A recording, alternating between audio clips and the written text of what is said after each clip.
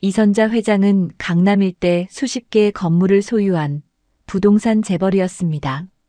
매일 아침 회사에 도착할 때마다 비서부터 경비원까지 모두가 고개 숙여 인사했죠. 사람들은 그녀에게 지나치게 정중했고 그럴수록 이선자의 마음속은 더욱 공허해졌습니다. 왜냐하면 눈을 뜨는 순간부터 잠들 때까지도 아들 정우의 부재가 큰 구멍처럼 마음을 파고들었기 때문이었죠.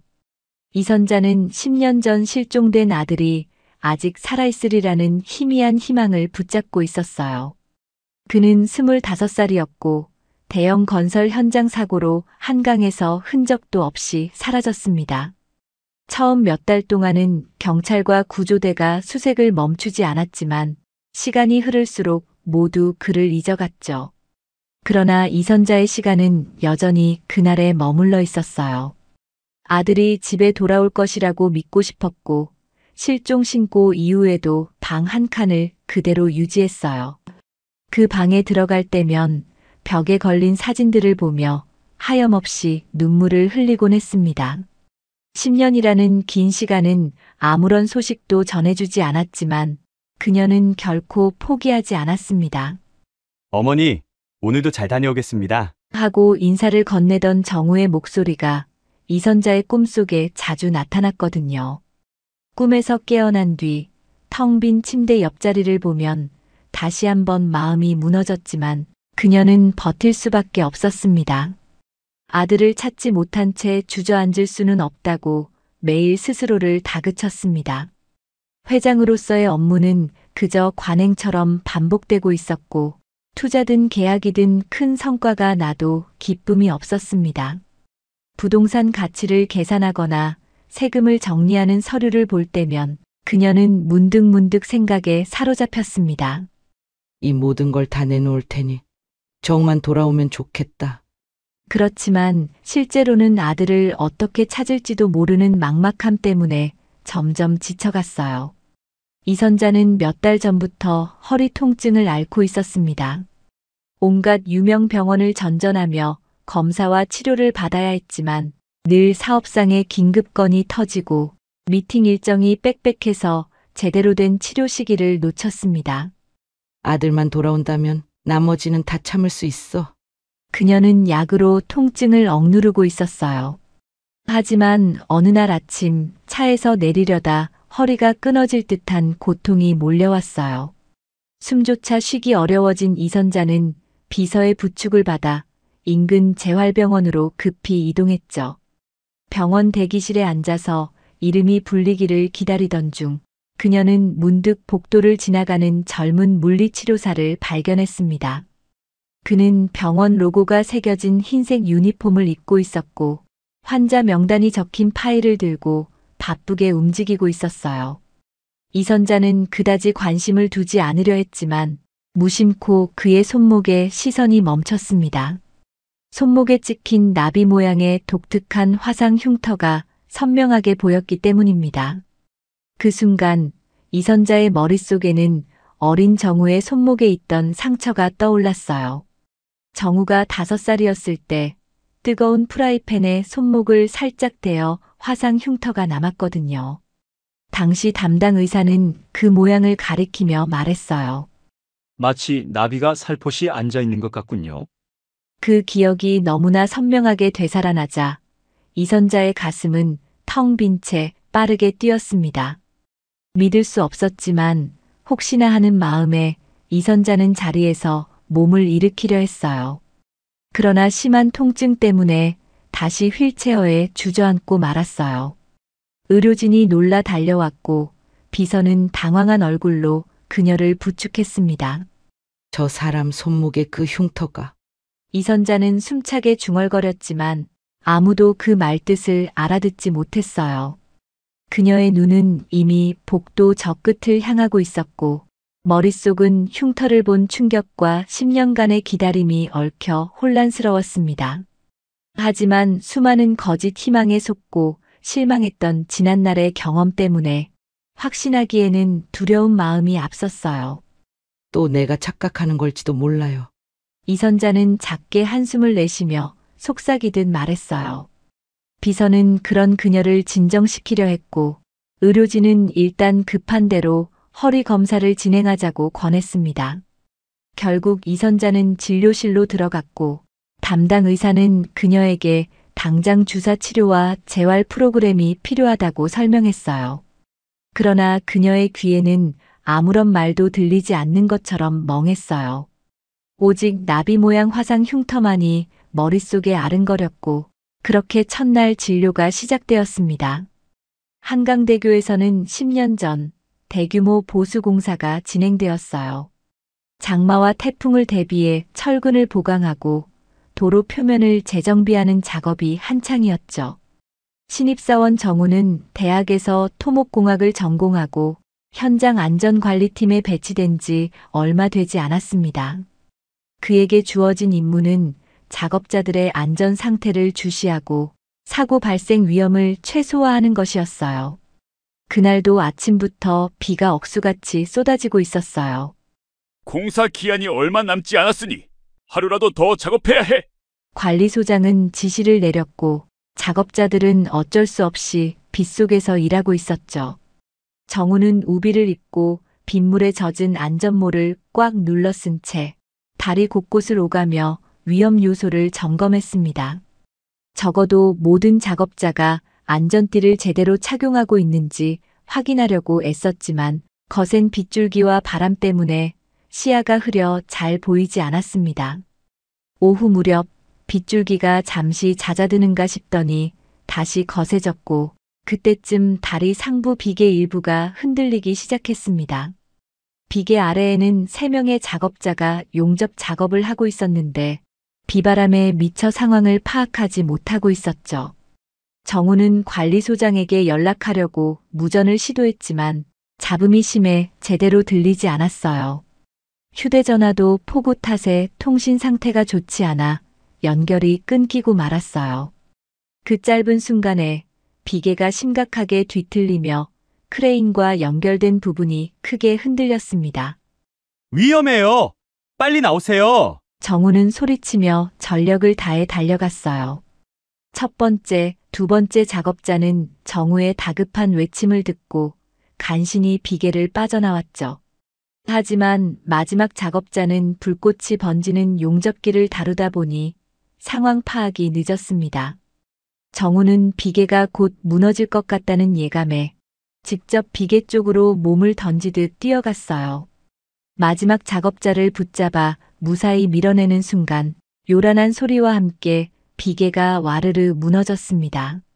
정우의 몸이 그대로 교각 밖으로 휩쓸렸고 지켜보던 동료들은 비명을 지르며 손을 뻗었지만 이미 늦었어요. 거센 빗물로 수위가 높아진 한강은 미친 듯한 흐름으로 정우를 집어삼켰습니다. 한순간 차가운 물속에 빨려 들어간 정우는 정신이 혼미해졌어요. 물살이 얼마나 강한지 숨을 쉴 틈도 없었고 빗방울이 물 위로 떨어질 때마다 수면이 요동쳤습니다. 정우는 마치 어둠 속으로 끌려가는 기분이 들었고 마지막 순간에 어머니를 떠올렸습니다. 그가 정신을 완전히 잃기 전 헬멧 안쪽에 넣어둔 작은 사진 속 어머니의 미소가 번쩍 지나갔어요. 구조대가 도착했을 때에는 이미 물이 탁해 수중 수색이 어려웠습니다. 여러 날에 걸쳐 수색이 진행되었지만 정우의 흔적은 발견되지 않았어요. 동료들은 그가 마지막까지 사람들을 구하고 떠나버렸다며 허망해했고 가족들에게도 비통한 소식이 전해졌어요. 이선자는 아들이 살아 돌아올 거라 믿으면서도 그의 이름을 부를 때마다 터져나오는 울음으로 하루하루를 지새웠습니다. 여느 실종 사건처럼 그대로 시간이 흐르는 동안 온갖 추측과 소문만 남긴 채 정우는 세상의 관심에서 점차 잊혀갔습니다. 하지만 이선자에게 그날의 비극은 여전히 끝나지 않은 사건이었습니다. 어딘가에서 아들이 살아있을 거라는 믿음이 끊임없이 그녀의 마음을 쥐어뜯었어요. 과거 정우가 어렸을 때 뜨거운 프라이팬에 손목을 대어 생긴 화상 흉터처럼 이선자의 가슴에도 지울 수 없는 상처가 남았죠. 그 상처는 매일 밤 아들의 사진 앞에서 흐느끼게 만들었고 아침이면 간신히 이를 악물고 바쁜 회장 직무에 매달리게 했어요. 인천 영종도의 한적한 바닷가는 새벽이면 조개를 캐러 나오는 주민들이 드문드문 있었어요. 10년 전 어느 날 바닷가를 따라 걷던 한 주민은 모래사장 가까이에서 의식이 없는 남자를 발견했습니다. 머리에 피가 흐른 흔적이 있었고 옷은 바닷물에 흠뻑 젖어 있었어요. 처음에는 이미 숨이 멎은 줄 알았지만 가까이 다가갔을 때 미약하나마 호흡이 남아있는 것을 확인했습니다. 주민들은 바로 119에 신고했고 남자는 인근 병원으로 옮겨졌어요. 두개골 골절과 함께 뇌 손상을 입어 상태가 위중했으나 응급수술 덕분에 간신히 목숨을 건졌습니다. 하지만 그의 의식이 돌아왔을 때 이름이며 과거며 어떤 것도 기억해내지 못했습니다. 지문 조회와 신원 조회가 진행되었지만 어디에도 일치하는 기록이 없었어요.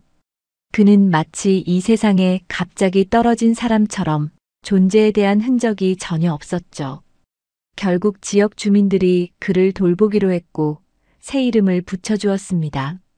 처음에는 단순히 바닷가에서 발견된 사람이니까 강이라는 글자를 넣자는 의견이 있었고 민석이라는 이름이 더해져 강민석이 되었죠. 그 이름으로 불린 지 얼마 안 되어 그는 서서히 말도 하고 간단한 몸 동작도 익히기 시작했습니다. 하지만 머릿속 깊숙한 곳에는 어둠의 벽이 두꺼운 장막처럼 쳐져 있었어요. 영종도 주민들은 순박하고 따뜻한 사람들이었습니다.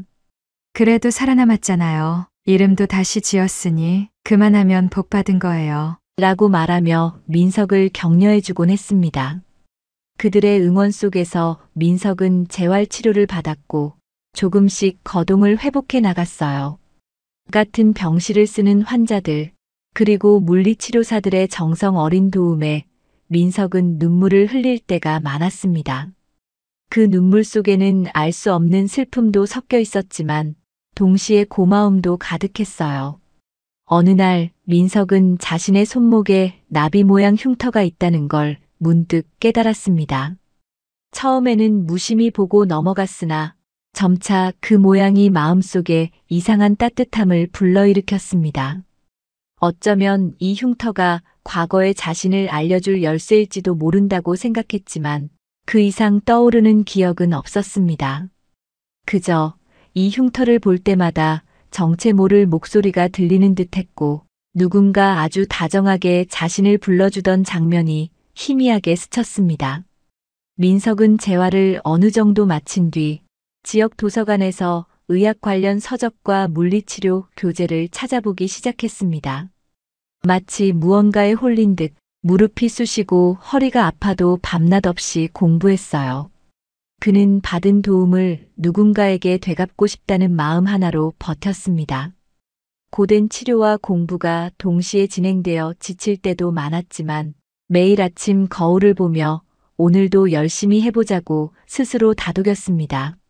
주민들은 그의 열정을 보고 각자 작은 도움을 주려 애썼습니다. 어느 날은 마을 어르신이 직접 담근 장아찌를 건네주기도 했습니다. 민석 씨는 꼭 성공할 거예요. 잘 버텼잖아요. 라는 말이 오갈 때마다 민석의 눈에는 눈물이 맺혔습니다. 그런 격려가 모여 민석은 물리치료사 국가 자격증 시험에 도전할 용기를 얻었습니다. 시험날 아침 영종도의 파도 소리는 유난히 힘차게 들렸어요. 민석은 가슴이 두근거리는 걸 참으며 시험장으로 향했고 문제지를 펼치자마자 그동안의 노력이 주마등처럼 스쳐갔습니다. 결과는 합격이었습니다. 그 순간 그는 자기 자신에 대해 비록 많은 걸 잃었어도 새롭게 시작할 수 있다는 사실을 온몸으로 깨달았습니다. 주민들은 작은 축하 파티를 열어주었습니다. 회관에 모여 축하 노래를 틀고 민석이 가장 좋아하는 바지락, 칼국수를 함께 나누었어요. 그 분위기에서 민석은 조용히 말했어요. 이렇게 사람들에게 받은 따뜻함을 잊지 않고 꼭 갚겠습니다. 모두가 박수를 치며 웃었고 그 순간 민석의 얼굴에는 밝은 빛이 어렸습니다. 민석은 얼마 지나지 않아 서울의 한 재활병원에 취직하게 되었고 새로운 출발을 준비했어요. 주민들은 그가 떠나는 날 마을 입구까지 나와 손을 흔들며 배웅해 주었어요. 민석 씨, 꼭 성공해서 돌아와요. 우리가 기다리고 있어요. 파도 소리를 등지고 떠나는 그의 발걸음은 불안과 기대가 뒤섞인 감정으로 흔들렸지만 마음 한켠에는 더 큰 결심이 자리 잡았죠. 나비 모양 흉터는 그 결심을 떠올릴 때마다 조금씩 아릿하게 빛났습니다. 민석은 평소처럼 재활병원 복도를 걸으며 환자들을 살펴보고 있었어요. 그날따라 어느 환자분이 이상하리만치 민석의 손목을 빤히 보고 계셨습니다. 그 환자는 바로 이선자 회장이었고 그녀는 심하게 허리 통증을 호소하며 휠체어에 앉아 있었습니다. 민석은 잠깐 시선을 마주친 뒤 아무 일 아닌 듯 다시 다른 치료실로 향했어요. 자신이 담당한 환자들의 스케줄이 촘촘했기 때문에 이선자를 직접 케어할 순 없었으니까요. 그러나 정신없이 지나치려던 순간 귀가 번뜩 뜨일 정도로 환자 쪽에서 작은 비명이 들렸어요. 이선자가 그 자리에 그대로 주저앉을 듯 휘청거리며 눈물을 글썽이고 있었죠. 의료진과 보호자들이 급히 달려가 이선자를 진정시키는 와중에도 그녀의 시선은 민석의 손목에 고정된 상태였습니다. 마치 무언가를 절실히 확인하려는 사람처럼 이선자는 계속 민석의 손목을 향해 손을 뻗으려 했습니다. 곁에 있던 비서가 이선자를 부축하며 재촉했지만 그녀는 떨리는 목소리로 중얼거렸습니다. 잠깐만 그 손목. 주변 사람들이 웅성거리기 시작했고 민석 역시 당황스러워서 한동안 그 자리에 멈춰 있었습니다. 하지만 이내 다른 환자분을 봐야 한다는 급한 마음에 민석은 이선자에게 죄송하다는 뜻을 담아 짧게 목례만 하고 발걸음을 돌렸어요. 얼마 뒤 민석은 치료실에서 환자들의 재활 운동을 돕고 있었어요. 평소처럼 무릎 관절이 좋지 않은 어르신께 스트레칭 방법을 안내하고 허리 근력 강화가 필요한 환자에게 적절한 기구를 추천해주고 있었습니다. 그런데 문득 이상한 기시감이 몰려왔습니다. 누군가 자신의 손목을 꼭 붙들고 눈물을 흘리던 장면이 꿈속처럼 어렴풋이 스쳤기 때문이었습니다. 민석은 잠시 일을 멈추고 손목을 내려다보았어요. 나비 모양으로 흉하게 번진 이 흉터는 늘 궁금증을 불러일으켰지만 이번에는 왠지 더 강렬하게 느껴졌습니다. 여전히 기억나지 않는 과거가 안개처럼 머릿속에 깔려 있었고 그 안개 사이로 누군가 애달픈 목소리로 정우야라고 부르는 듯한 환영이 떠올랐습니다. 민석은 스스로 정우라는 이름을 중얼거리다 곧 그 말을 입 밖에 낸 사실에 놀라서 입을 다물었습니다. 그날 밤 민석은 유난히 깊은 악몽에 시달렸어요. 뜨거운 프라이팬에 손목을 대어 울부짖고 있는 어른아이 같은 자신의 모습이 나타났고 누군가 따뜻한 손길로 자신을 감싸주는 장면이 번갈아가며 이어졌습니다. 그 손길이 누구인지 왜 그렇게 따뜻하게 느껴지는지 알 수 없었지만 민석은 눈물이 뺨을 타고 흘러내리는 걸 느꼈습니다. 꿈에서 깨어났을 때 가슴이 뛰고 이마에 땀이 송골송골 맺혀 있었어요. 대체 무슨 꿈을 꾼 걸까? 민석은 혼잣말을 중얼거리며 아파트 창문을 열어 밤 공기를 들이마셨어요. 삭막한 서울의 빌딩 숲 사이로 불빛이 점점 사그라드는 새벽이었고 까만 하늘에 달이 희미하게 떠 있었습니다. 그 조용한 어둠 속에서 그는 점점 복잡해지는 생각에 잠겨 밤을 지새웠습니다. 다음 날 아침 출근길, 민석은 우산을 들고 재활병원 쪽으로 걷다가 길가에 우뚝 멈춰 섰습니다. 유독 한강대교 방향으로 시선이 끌렸기 때문이었습니다. 자주 지나는 길이었지만 갑자기 저곳을 보면 머리가 너무 아플 것 같다는 기묘한 불안감이 엄습했습니다. 그 순간 번쩍하는 두통이 민석의 머릿속을 때렸고 비오는 풍경 속에서 낯선 장면이 번개처럼 스쳐갔습니다. 거친 비바람 속에서 누군가를 향해 소리치며 뛰어가는 자신의 모습. 무너져 내리는 무언가에 깔릴 듯 아득해지는 시야. 그리고 차가운 물에 잠기는 공포감. 민석은 순간적으로 호흡이 가빠져서 숨을 몰아쉬었습니다.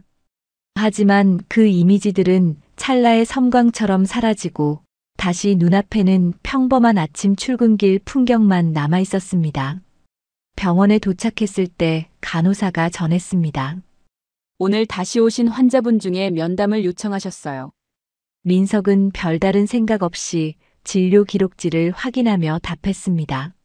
알겠습니다. 시간이 되면 찾아뵙죠. 그런데 그 환자가 바로 이선자 회장이라는 말을 듣고 왠지 모르게 가슴이 두근거렸습니다. 이선자는 오늘이라도 다시 그 물리치료사를 만나야겠다고 의료진에게 계속 요청했다고 했습니다. 민석은 심호흡을 하고 조심스럽게 이선자가 기다리는 치료실로 들어섰습니다. 이선자는 누운 자세에서 허리에 물리치료 기기를 대고 있었고 한 손은 여전히 떨리고 있었습니다. 그녀는 민석이 들어오자마자 손을 살짝 들어 힘겹게 입을 열었습니다. 저기, 물리치료사님. 안녕하십니까? 어떤 점이 불편하신지 말씀해 주시면 도움을 드리겠습니다. 그녀는 잠시 침묵하다가 민석의 손목을 유심히 바라보았어요. 저 흉터 어쩌다 생긴 건지 아시나요? 이선자는 떨리는 목소리로 물었습니다. 민석은 살짝 당황해서 손목을 감싸며 말씀드렸습니다. 기억이 없어서 모르겠습니다. 제가 기억을 잃은 뒤로 생긴 흉터인지 아니면 그 전부터 있었는지조차 잘 모릅니다. 그 순간 이선자의 눈가가 금세 촉촉해졌습니다. 혹시 예전에 어린 시절에 화상을 입은 기억이 전혀 없으세요? 이선자의 목소리는 희망과 두려움이 뒤섞인 듯 아슬아슬했어요. 민석은 머리를 흔들며 대답했어요. 죄송합니다. 전 제 과거를 거의 기억하지 못합니다. 그러자 이선자는 눈을 지그시 감으며 어딘가 모를 허탈함이 깃든 표정을 지었습니다. 민석은 본능적으로 이 상황이 단순한 호기심에서 비롯된 질문이 아니라는 걸 느꼈습니다. 어쩌면 이선자 회장은 자기에게서 어떤 소중한 기억을 찾으려 하는 것 같았습니다. 하지만 본인 스스로도 기억을 잃었기에 도와줄 방법이 없다는 사실이 가슴에 묵직하게 남았습니다. 이선자는 작게 숨을 고르고 물었습니다. 이름이 강민석 씨라고 했죠. 혹시 10년 전의 기억은 정말 없으신 건가요? 민석은 고개를 숙인 채 작게 대답했습니다. 네. 죄송하지만 10년 전쯤 인천 영종도 해변에서 발견되기 전에 기억이 없습니다. 머리를 심하게 다쳐서요. 그 말에 이선자는 아무 말도 하지 않고 손끝으로 눈가를 가볍게 훔쳤습니다. 그녀는 차마 더는 말을 잇지 못하고 물리치료사의 안내에 따라 다시 허리 치료에 집중해야 했습니다. 민석은 치료 세팅을 마친 뒤 그녀의 옆에서 기기가 작동하는 걸 지켜보았습니다. 짧은 침묵이 흘렀고 그 사이에 이선자의 어깨가 미세하게 떨리는 게 느껴졌어요. 마음이 복잡해진 민석은 무슨 말을 꺼내야 할지 몰라 입술만 앙다물고 있었습니다. 그냥 괜찮으십니까? 라는 말밖에는 떠오르지 않았지만 그마저도 차마 내뱉지 못했어요. 한참 뒤 치료가 끝나자 이선자는 고맙다며 조용히 일어나 병실을 나갔어요. 민석은 그녀가 떠난 뒤에도 한동안 그 자리에 멈춰 서 있었습니다. 그의 손목에서는 여전히 나비 흉터가 희미하게 빛나는 듯 보였고 머릿속에서는 정우라는 이름이 계속 맴돌았습니다. 이선자는 병원에서 돌아오자마자 비서를 불렀습니다. 그녀의 얼굴은 몹시 창백했고 손끝에는 미세한 떨림이 남아 있었어요. 회장님, 오늘 검사 결과는 어떠셨나요? 비서가 물었지만 이선자는 대답 대신 서류 가방에서 사진 한 장을 꺼냈습니다. 사진 속에는 5살짜리 정우가 환하게 웃고 있었고 오른손 손목에는 똑같은 나비 모양 화상이 선명하게 남아 있었습니다. 이선자는 사진을 빤히 들여다보다가 작은 목소리로 혼잣말을 했습니다. 정우야, 정말 너가 맞니? 비서는 그 말을 듣고 설마 회장님이 또 헛된 희망을 가지시는 건 아닐까 하는 걱정에 눈길을 돌렸습니다. 10년이라는 세월 동안 이선자는 아들을 닮은 사람만 보면 혹시나 정우가 아닐까 하며 찾아다녔거든요. 하지만 결국 매번 실망만 안고 돌아올 뿐이었어요. 그녀는 이번에도 확신할 수 없었습니다.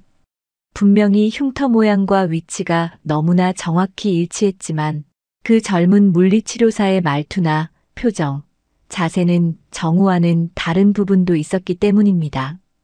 그리고 결정적으로 민석은 사고로 기억을 잃었다고 했으니 자신을 알아볼 수 없겠다고 생각했죠. 이선자는 허리 통증보다 더 큰 가슴속 통증을 느끼며 손을 떨었습니다. 조사해 봅시다. 혹시 진짜 아들일 수도 있잖아요.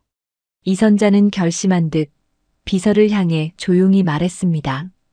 비서는 이미 이 말이 나올 걸 예상하고 있었는지 망설임 없이 고개를 끄덕였습니다.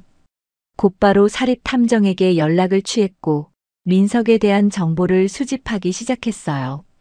며칠 뒤 탐정은 인천 영종도에서 민석이 발견되었다는 기록을 찾았다고 보고했어요.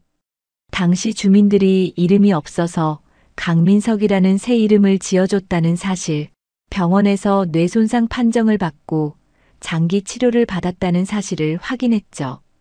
이선자는 영종도 쪽의 병원 기록과 지역 주민의 증언을 조금씩 모으면서 자신도 모르게 떨리는 가슴을 진정시키려 애썼습니다. 어쩌면 정말 10년 전 그날 정우가 한강에서 실종된 뒤 기적적으로 살아남았을지도 모르니까요. 그러나 한편으로는 두려움이 엄습했습니다.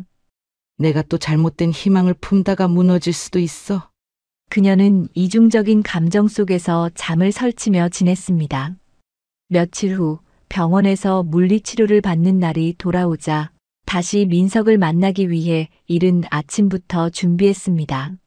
상태가 조금 괜찮으시면 병원에 좀 늦게 가셔도 되잖아요. 비서가 말렸지만 이선자는 마치 중요한 약속이 있는 것처럼 분주히 서둘렀습니다. 병원으로 향하는 길, 그녀는 창문으로 스치는 서울 시내를 바라보며 생각했어요. 정우야, 그동안 얼마나 힘들었니? 아니면 혹시 내가 또 혼자 착각하는 걸까? 머릿속에서 수없이 많은 가정이 교차했지만 그녀는 어떤 결론도 내리지 못한 채 병원에 도착했습니다. 이번에는 진료 시간이 시작하기 전 비서의 도움으로 민석을 따로 불렀어요. 이선자는 작게 입술을 깨물고 손에 꼭 쥔 사진을 꺼내며 민석에게 보여주었습니다. 이 사진 속 아이 손목을 보세요. 혹시 이 모양이 강민석 씨 흉터와 똑같지 않나요? 민석은 사진을 확인하고 흉터 모양이 거의 일치한다는 사실에 놀란 듯 잠시 말을 잇지 못했습니다. 하지만 그는 곧 죄송하다는 듯 고개를 숙이며 말했어요. 맞아요. 제 흉터와 비슷하네요. 그런데 제가 그 아이인지 확실치 않습니다. 제 과거가 전혀 기억나지 않거든요. 이선자는 사진을 바라보며 흐느끼듯 입술을 떨었습니다. 그 아이는 제 아들이에요. 10년 전 한강에서 실종된 아이죠. 민석은 심장 한편이 쿵 하고 내려앉는 느낌이 들었습니다. 이선자는 더운 눈물을 훔치며 민석에게 부탁했어요. 내가 혹시나 하는 마음에 그러는 거니까. 민석 씨를 힘들게 하고 싶은 의도는 없어요. 하지만 가능한 방법이 있다면 검사라도 받아볼 수 있을까요? 민석은 너무나 혼란스러웠지만 이선자의 간절한 표정을 외면할 수 없었습니다. 자신도 잃어버린 과거를 알고 싶다는 마음이 강했기에 네, 할 수 있는 일이라면 저도 협조하겠습니다. 라고 답했습니다. 그 순간 이선자는 참아왔던 울음을 터뜨릴 뻔했지만 병원이라는 점을 의식해 가까스로 참았습니다. 환자들의 시선이 그들에게 쏠렸고 민석은 말했습니다. 일단 자리로 돌아가 계시면 제가 조금 후에 다시 찾아뵙겠습니다. 그녀는 눈물을 머금은 얼굴로 천천히 휠체어를 밀고 나갔어요. 민석은 큰 혼란 속에서 남은 환자들을 치료해야 했습니다. 어깨가 무거워지는 기분이 들었지만 한편으로는 만약 정말 내가 그 아들이라면이라는 생각에 심장이 이상하게 빠르게 뛰었습니다. 어찌되었든 이 상황이 자신의 과거를 찾는 실마리가 될지도 모른다는 기대가 생겼기 때문이었습니다. 이선자는 개인 탐정을 고용했음에도 불구하고 확실한 결과를 얻기 위해서는 결국 DNA 검사가 필요하다고 판단했습니다. 그녀는 평소 친분이 있던 의학연구소에 연락해 민석과 자신의 DNA를 비교 분석할 수 있는지 문의했죠. 연구소 측에서는 정식으로 시료만 제공하면 가능하다고 답했습니다. 그렇게 며칠 뒤 이선자와 민석은 따로 시간을 내어 연구소를 방문했어요.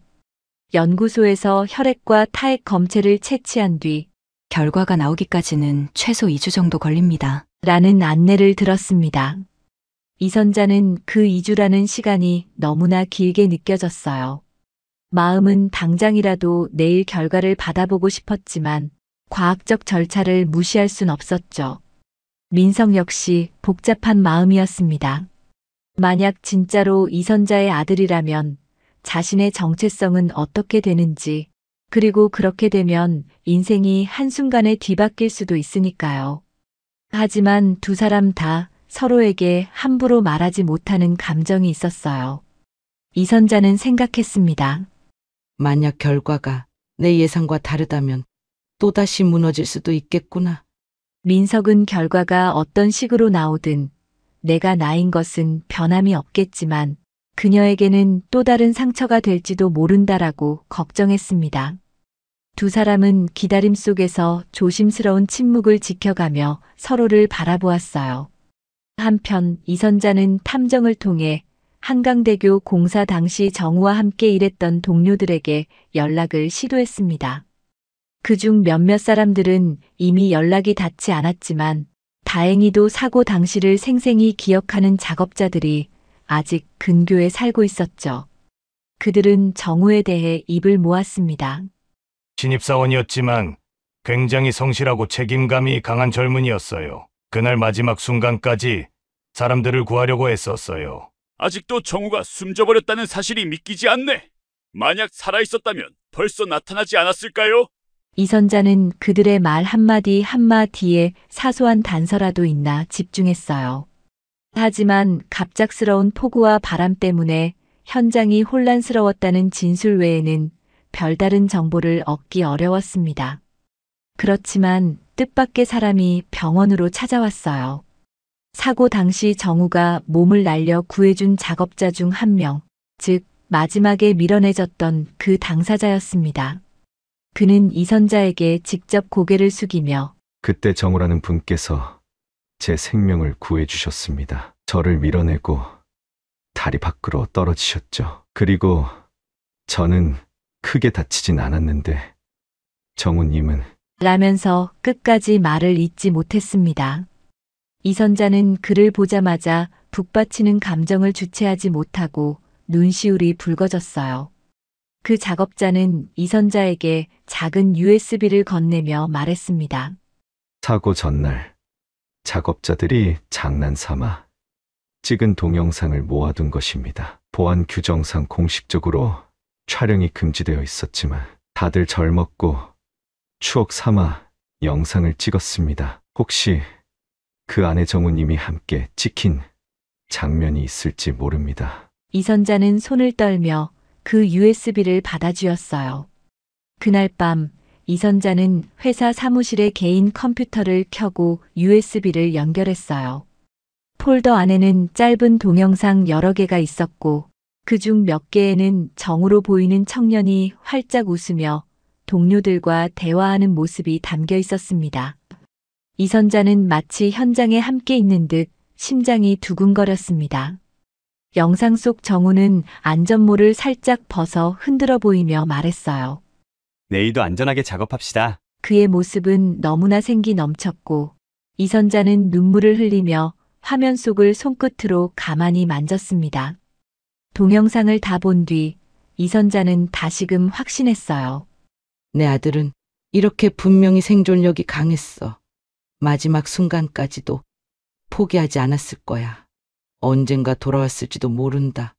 그녀는 그렇게 자기 자신을 설득하며 마음먹었습니다. 민석 씨가 정말 정우일 가능성이 있다면 난 어떤 수를 써서라도 진실을 밝혀야 한다. 한편 민석은 퇴근 후 집에 돌아와 나비 흉터를 바라보며 복잡한 심경에 빠져 있었어요. 머릿속에서는 계속 한강물과 폭우가 뒤섞인 장면들이 떠올랐고 누군가 애타게 부르는 목소리가 메아리처럼 울렸어요. 하지만 정확한 얼굴도 이름도 떠올릴 수가 없었습니다. 그저 그의 가슴 한구석에는 설명할 수 없는 슬픔과 동시에 아주 희미한 따뜻함이 존재했습니다. 다음 날 병원에서 다시 만난 이선자는 민석에게 차분하지만 단호한 표정으로 말했어요. 제가 조금 알아봤는데 과거 공사 현장의 동료들도 당신을 만나보고 싶어 합니다. 그분들이라면 혹시 민석 씨가 기억을 떠올리는 데 도움이 될 수도 있다고 생각해요. 민석은 망설이다가 답했습니다. 괜찮으시다면 저도 노력해보겠습니다. 혹시 제 과거가 드러날 수도 있으니까요. 이선자는 곧바로 연락을 돌려 사고 당시 정우를 기억하는 동료 2~3명을 불렀어요. 그들은 일정이 되는 대로 병원 근처 카페에 모여 민석과 마주 앉았습니다. 동료들은 민석의 얼굴을 유심히 보며 느릿하게 말했습니다. 인상이 꽤나 비슷하긴 한데 뭐랄까 조금 다르기도 하네. 다른 사람은 고개를 갸웃하며 말했어요. 표정이나 눈빛이 닮은 것 같아요. 하지만 정우는 말투가 좀 더 활달했던 걸로 기억하는데. 그러나 한 사람은 소스라치게 놀라며 말했어요. 혹시 손목 좀 보여주실래요? 민석이 손목을 살짝 걷어 보이자 그 사람이 말했어요. 아, 이거 어린 시절에 되었던 흉터 아닌가요? 정우님이 자기 어머니가 해주신 파스 붙이고 울었다고 농담하던 게 기억납니다. 주위 동료들이 맞장구 쳤습니다. 맞아, 그런 얘기했었지. 옛날에 뜨거운 프라이팬에 손목을 대었다고 자주 말했잖아. 이 정도면 거의 정우가 확실한 거 아니야. 하지만 아무도 확실한 단정은 내릴 수 없었고 민석 역시 당황스러워서 표정이 복잡해졌습니다. 그날 카페 모임이 끝난 뒤 민석은 또다시 심한 두통에 시달렸어요. 어쩐지 기억 속에서 잠긴 문이 조금씩 열리는 듯 했지만 그 문 너머로 무엇이 있는지 정확히 알 수 없었기 때문이었습니다. 한강물에 잠기는 느낌, 비계가 부서지는 장면, 이름 모를 사람들의 절규 소리가 다시금 떠올랐습니다. 그리고 익숙한 듯 낯선 여인의 목소리가 정우야, 괜찮니라고 묻는 듯 했어요. 민석은 머리를 감싸쥐고 한참을 앉아 있다가 천천히 일어나 창문 밖을 내다보았어요. 재활병원 맞은편에는 바쁘게 오가는 차량들과 사람들의 모습이 계속 이어지고 있었습니다. 그 틈바구니에서 자기 자신이 어디에서 온 누구인지 모르고 살아온 지난 세월이 아련하게 겹쳐 보였습니다. 민석은 깊은 숨을 내쉬고 곧 다짐하듯 혼잣말로 중얼거렸어요. 두렵지만 그래도 직면해야겠지. 누군가에게는 중요한 진실이니까. 그렇게 2주를 기다리는 시간 동안 이선자와 민석은 각자의 불안과 희망을 가슴속에 품은 채 하루하루를 보냈어요. 서로가 빈번히 마주치진 않았지만 짧은 눈인사 정도는 나누면서 조심스럽게 안부를 물었어요. 한편으론 혹여나 결과가 기대와 다를까봐 두 사람 모두 마음의 문을 완전히 열지는 못했습니다. 그러나 시간이 흐를수록 이선자의 눈빛에는 어렴풋이 살아나는 희망이 번졌고 민석 역시 묘한 기다림이 싹 트는 걸 느꼈습니다. DNA 검사 결과가 나오는 날이 점점 다가오고 있었어요. 이선자는 불안과 기대 속에서 하루하루를 보냈습니다. 허리 통증은 여전했지만 아들의 행방을 알 수 있으리라는 생각이 그녀에게 묘한 활력을 주었죠. 한편 민석도 비슷한 심정이었어요. 만약 자신이 정말 정우라면 잃어버린 지난 10년의 시간을 어떻게 받아들여야 할지 알 수 없었으니까요. 어느 밤 민석은 퇴근 후 집에서 여느 때처럼 간단한 식사를 마치고 책상 앞에 앉았습니다. 그러나 책을 펼쳐도 머릿속에 글자들이 들어오지 않았어요. 시선은 자꾸 손목의 나비 흉터를 향했고 문득 이 흉터가 생긴 순간이 꿈처럼 선명하게 떠올랐습니다. 프라이팬에서 퍼지던 뜨거운 열기, 비명 섞인 울음소리, 그리고 누군가가 달려와 어떻게? 우리 정우. 라고 외치던 장면이 마치 현실처럼 스쳐갔습니다. 민석은 그 장면에 놀라 의자를 박차고 일어섰습니다. 고개를 세차게 흔들어 보았지만 그 기억의 파편은 이미 강렬한 인상을 남긴 뒤였어요. 그날 밤 민석은 또다시 깊은 꿈속으로 빠져들었습니다. 이번에는 커다란 강이 보였고 구름 낀 하늘에서 장대비가 쏟아지고 있었어요. 한강대교 교각 위에서 누군가를 구하려 달려가던 자신의 모습이 더욱 또렷하게 드러났습니다. 위험해요. 빨리 뛰어내리세요. 라는 외침도 선명했어요. 비계가 무너지는 굉음, 몸이 허공으로 던져지면서 시야가 뒤집히던 어지러움, 그리고 마지막으로 입속을 파고들던 차가운 강물의 맛까지도 꿈에선 생생했습니다. 민석은 그 충격에 놀라 이마에 식은땀을 흘리며 잠에서 깼습니다.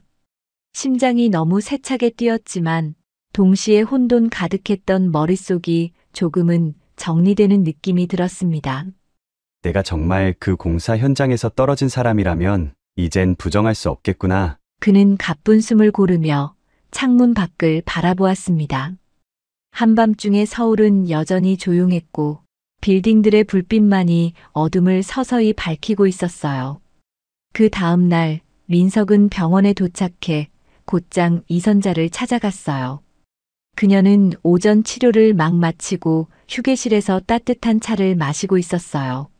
민석은 조심스러운 발걸음으로 다가가 작게 목례를 하고 곁에 앉을 수 있겠느냐고 물었습니다. 이선자는 살짝 놀란 표정을 지었지만 이내 고개를 끄덕였습니다. 회장님께서 말씀해 주셨던 그날의 사고, 그리고 정우라는 분에 대해 저도 요즘 많은 걸 떠올리기 시작했습니다. 민석은 조심스럽게 말을 꺼냈습니다. 이선자는 차를 마시다 말고 긴장한 얼굴로 그의 눈을 바라보았어요. 정말 혹시 어떤 장면이 떠오르셨나요? 이선자는 숨죽여 물었습니다. 민석은 시선을 살짝 내리며 꿈에 본 광경을 하나하나 설명해 주었어요. 비 내리는 한강대교, 허공으로 떨어지던 순간, 그리고 그 절박한 외침까지. 말을 이어가는 내내 민석은 다시 심장 박동이 빨라지는 걸 느꼈습니다. 이야기를 듣는 동안 이선자의 눈에는 눈물이 그렁그렁 고였어요. 그녀는 깊게 호흡을 하며 겨우 감정을 추스르고 작은 목소리로 대답했습니다. 그 비계가 무너진 날, 제 아들은 3명의 작업자를 구하고 홀로 한강에 떨어졌어요. 지금 민석 씨가 말한 장면과 너무나 똑같아요. 두 사람은 잠시 아무 말도 하지 않은 채 서로를 바라보았습니다. 그 미묘한 침묵 속에는 10년이라는 긴 세월의 무게가 실려 있었어요. 민석은 상상의 이야기가 아닌 실제 기억이 돌아온 것 같아 마음이 어지러웠지만 동시에 어딘가 후련하기도 했습니다. 그는 이선자를 향해 작게 고개를 숙였습니다. 조금만 더 기다려주세요. 제가 만약 정말 회장님의 아들이라면 모든 기억을 되찾고 꼭 말씀드리고 싶습니다. 이선자는 그의 말에 눈물을 닦으며 고개를 끄덕였어요. 그러고는 근처에 있던 비서를 불러 오후에 있을 DNA 검사 결과 통보 일정을 다시 확인하라고 지시했습니다.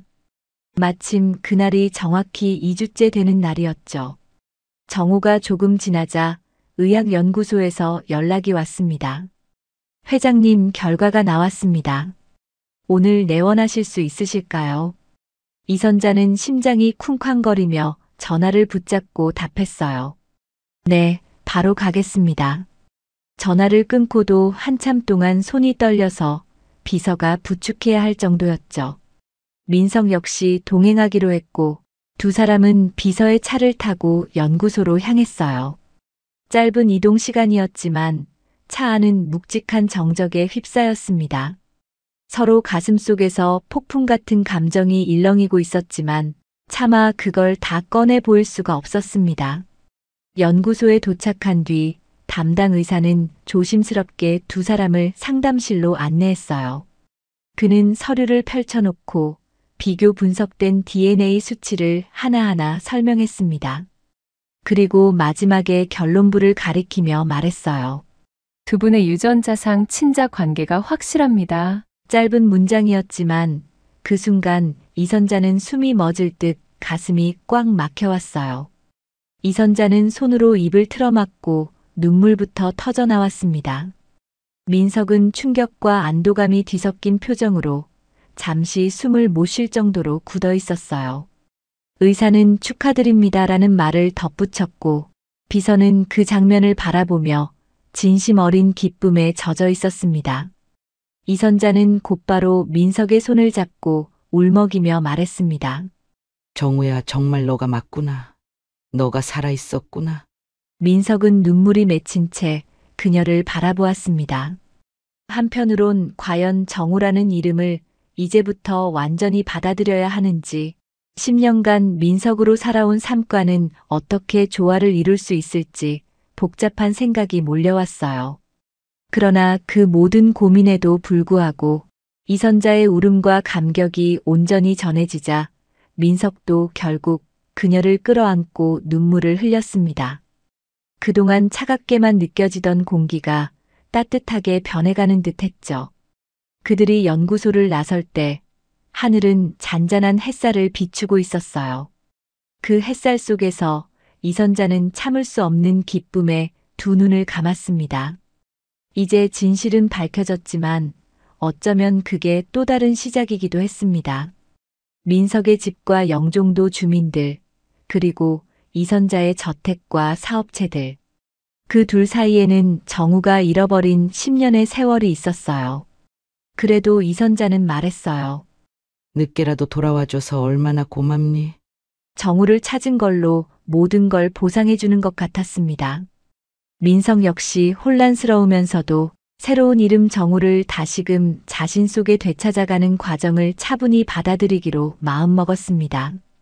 그날 저녁 이선자는 정우의 손을 잡은 채 병원 로비를 걸어나갔어요. 비서는 바로 옆에서 휠체어를 밀었고 민석은 그 곁에서 조심스레 그녀를 부축했습니다.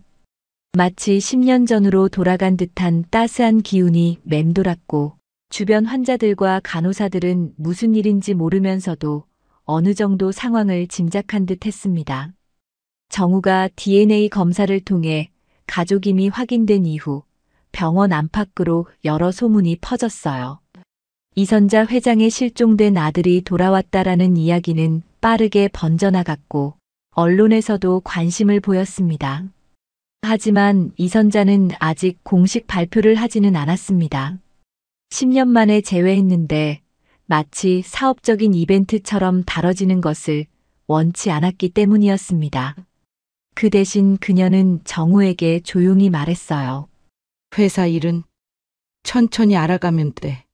넌 이미 훌륭한 물리치료사로 성장했으니 그 길에서 더 많은 걸 이루길 바란다.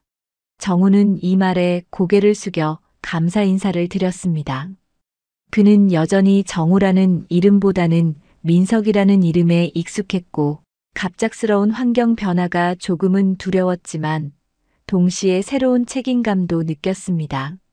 한편 이선자는 병원 측에 정우가 일하는 물리치료실을 확장 개조해 최신식 장비를 들여놓았습니다. 재활치료가 필요한 환자들이 보다 편안하고 효율적으로 치료받을 수 있도록 넓은 공간과 첨단 설비를 마련해주는 것이죠. 특히 인체공학적 설계가 적용된 재활기구들이 새롭게 배치되어 환자들은 이전보다 훨씬 안전하고 체계적인 환경에서 운동할 수 있었어요. 복도 한편에는 정우 님 덕분에 새로워진 재활치료센터. 이곳에서 더 많은 기적이 일어나길 바랍니다라는 문구가 담긴 안내판이 눈에 들어왔습니다. 직원들은 저마다 작은 탄성을 내질렀고 환자들도 새 단장을 한 물리치료실을 둘러보며 놀라워했습니다. 비록 이선자가 정우가 내 아들이라고 공표한 적은 없지만 그녀가 물심양면으로 지원하는 모습에서 모두가 어느 정도 사연을 짐작하고 있었어요. 정우는 별다른 변화 없이 예전처럼 아침에 출근해 환자들을 맞이했어요. 달라진 점이 있다면 이선자가 지원해준 예산으로 저소득층 무료 재활 프로그램을 함께 운영하게 되었다는 사실입니다. 이 프로젝트는 이미 정우가 오래전부터 구상해왔던 계획이기도 했어요. 영종도 시절 몸과 마음을 추스르는데 도움이 필요했음에도 경제적 여건이 되지 않아 제때 치료받지 못하는 이웃을 직접 목격했기 때문이죠. 그때 정우는 언젠가 내가 누군가의 재활에 힘이 될 수 있다면 좋겠어. 라는 생각을 가슴 깊이 품었습니다. 무료 프로그램에 참여하는 환자들은 대개 경제적으로 어려운 상황에 놓여 있었습니다. 그렇다 보니 전문적이고 꾸준한 재활 치료를 받기 쉽지 않았고 오히려 통증이 악화되거나 운동 범위가 제한되어 일상생활에서 큰 불편을 겪는 경우도 많았습니다. 하지만 정우의 진료실을 찾는 순간 그들은 처음으로 다시 걸을 수 있다는 희망을 느꼈습니다. 정우가 직접 과거 이야기를 꺼내며 용기를 주었기 때문입니다. 과거에 저도 큰 사고를 당해 한동안 재활치료를 받아야 했어요. 하지만 적절한 도움과 꾸준한 노력 끝에 이렇게 다시 걸을 수 있게 됐어요. 지금 당장은 어렵게 느껴지셔도 함께 해보면 분명히 결과가 달라질 겁니다. 정우의 이 말은 단순한 위로나 격려가 아니었습니다. 그가 실제로 한강에서 실종될 정도의 큰 부상을 입고도 살아남아 영종도 주민들의 지지와 물리치료사, 선생님들의 도움을 받아 걸을 수 있게 된 현실 그 자체였으니까요. 정우가 환자들을 대할 때면 몸 상태뿐 아니라 마음속 두려움도 보듬어주려 애썼습니다. 환자들은 그 따뜻한 태도에 큰 힘을 얻었고 하나둘씩 호전되는 모습을 보이기 시작했습니다. 그 덕분에 재활치료실은 아침부터 저녁까지 사람들로 북적였어요. 무료 프로그램을 홍보하지 않아도 정우 물리치료사의 진료가 좋다는 입소문이 퍼졌기 때문입니다. 덕분에 병원 내 다른 물리치료사들도 야근을 자처할 만큼 바빴지만 누구도 힘들다는 내색보다는 보람을 먼저 느꼈습니다. 특히 정우와 함께 호흡하던 치료사들은 환자분들이 웃는 모습 볼 때마다 우리가 하는 일이 얼마나 가치 있는지 깨닫는다. 라고 말하곤 했습니다. 점심시간이 되면 정우는 종종 이선자가 조용히 병원을 찾는 걸 보았습니다. 어느 날은 이선자가 손수 싸온 도시락을 건네주며 말했어요. 오늘도 고생 많았어. 열심히 일하는 모습 보니까 대견하구나. 이 병원이 이제 사실상 너 것이라 해도 과언이 아니야. 정우는 쑥스러워하면서도 마음 한구석에서 묘한 뿌듯함이 피어올랐어요. 겸손한 태도를 잃지 않으려 노력했지만 이전에는 상상조차 못해본 소속감과 감사의 마음이 매일같이 커져갔죠. 그렇게 서로 조금씩 가까워지는 시간이 쌓이면서 정우는 병원 업무가 끝난 뒤 이선자의 집에 들러 함께 옛 사진들을 보는 날이 잦아졌어요.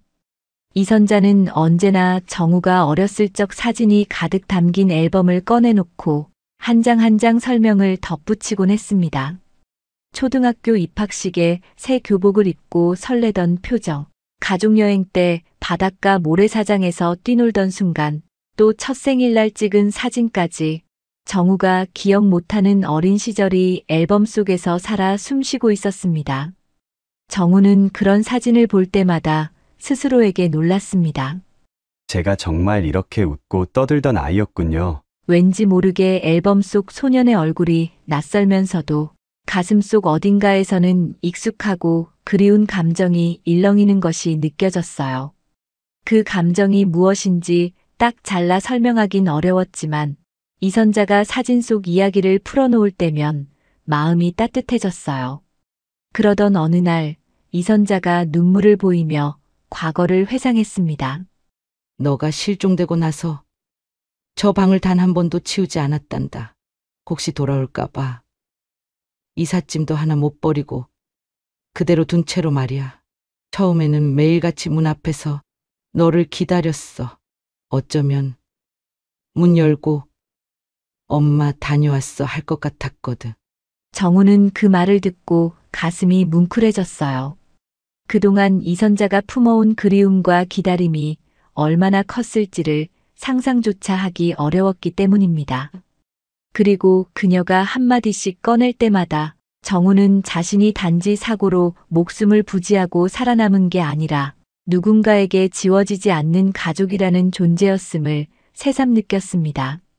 이선자의 안내로 낯설면서도 익숙한 방에 들어섰을 때 정우는 공간 곳곳에 쌓인 먼지와 옛 흔적들에서 묘한 포근함을 감지했어요.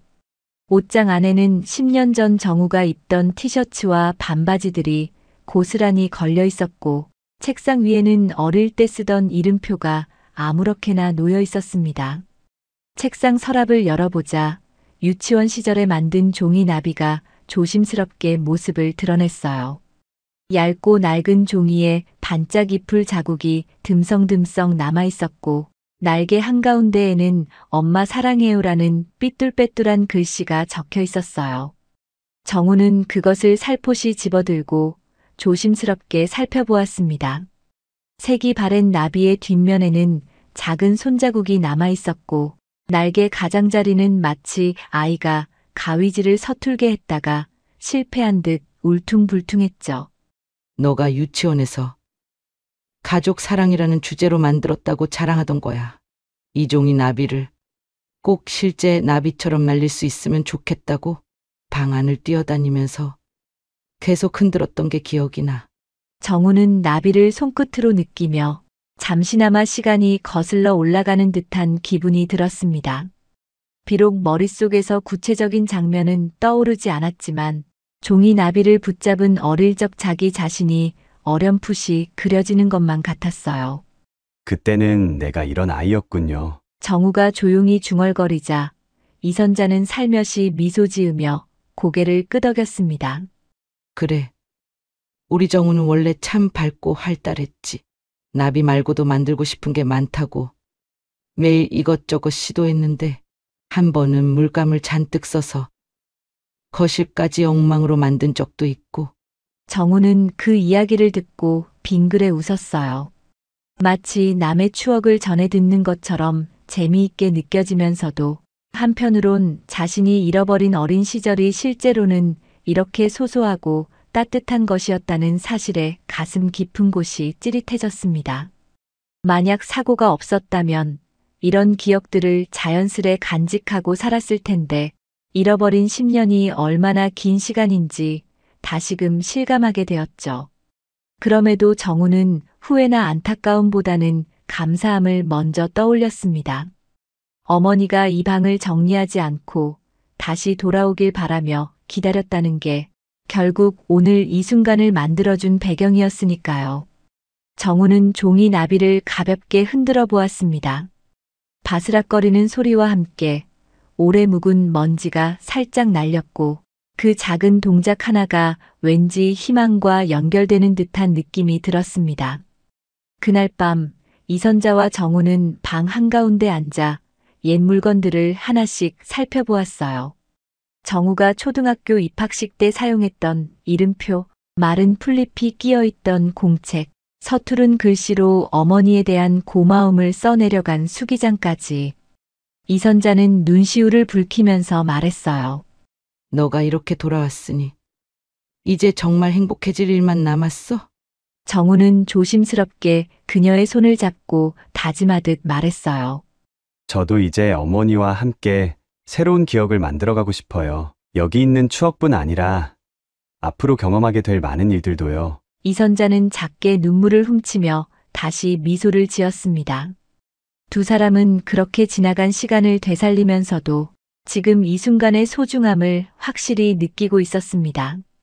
어쩌면 종이 한 장에 적힌 엄마 사랑해요라는 글씨가 그동안의 공백을 가득 채워주는 진심의 상징일 수도 있겠다고 생각하면서요. 정우는 마음 한편에서 속삭였습니다. 잃어버린 시절이 있어도 난 이제 여기서 다시 살아가면 돼. 이렇게라도 어머니 곁에 돌아왔으니 앞으로는 더 단단히 손을 잡아드리자. 그렇게 종이 나비 한 장을 매개로 잊히고 흩어진 지난 시간이 서서히 제자리를 찾아갔어요. 정우는 그 순간 비로소 가슴 깊은 곳에서 내가 정말 돌아왔구나라는 안도감과 동시에 이제부터는 내가 이 가정을 지키고 싶다라는 강한 의지가 피어오르는 걸 느꼈습니다. 그 감정은 결코 우연이 아니었고 나아가 재활치료실에서 만난 많은 환자들에게도 진심을 전할 수 있는 힘이 되어줄 거라 믿었습니다. 정우가 종이 나비를 조심히 접어 서랍 위에 올려두었을 때 그 방 안에는 이전보다 더 따뜻하고 부드러운 공기가 감돌았어요. 이선자는 한층 편안해진 표정으로 조용히 방을 둘러보았고 정우도 자기 어린 시절의 향기가 그대로 남아있는 공간을 다시금 살펴보았습니다. 서로 다른 위치에서 멈춰선 두 사람은 동시에 서로를 향해 작게 미소를 지었어요. 바로 그 순간 정우는 마음속으로 확실히 깨달았습니다. 나에게도 이렇게 순수하고 행복했던 시절이 있었구나. 그리고 그 시절이 다시금 어머니 곁으로 돌아오길 기다려줬구나. 정우는 그 사실을 실감하며 오늘 하루가 이전 어느 날보다 소중하게 느껴졌어요. 이선자는 마침내 공식 기자회견을 열기로 결정했어요. 재산 상속 문제나 회장직 승계 등 세간의 관심이 너무 컸기 때문에 오히려 이런 식으로 깔끔하게 정리하는 것이 낫다고 판단했죠.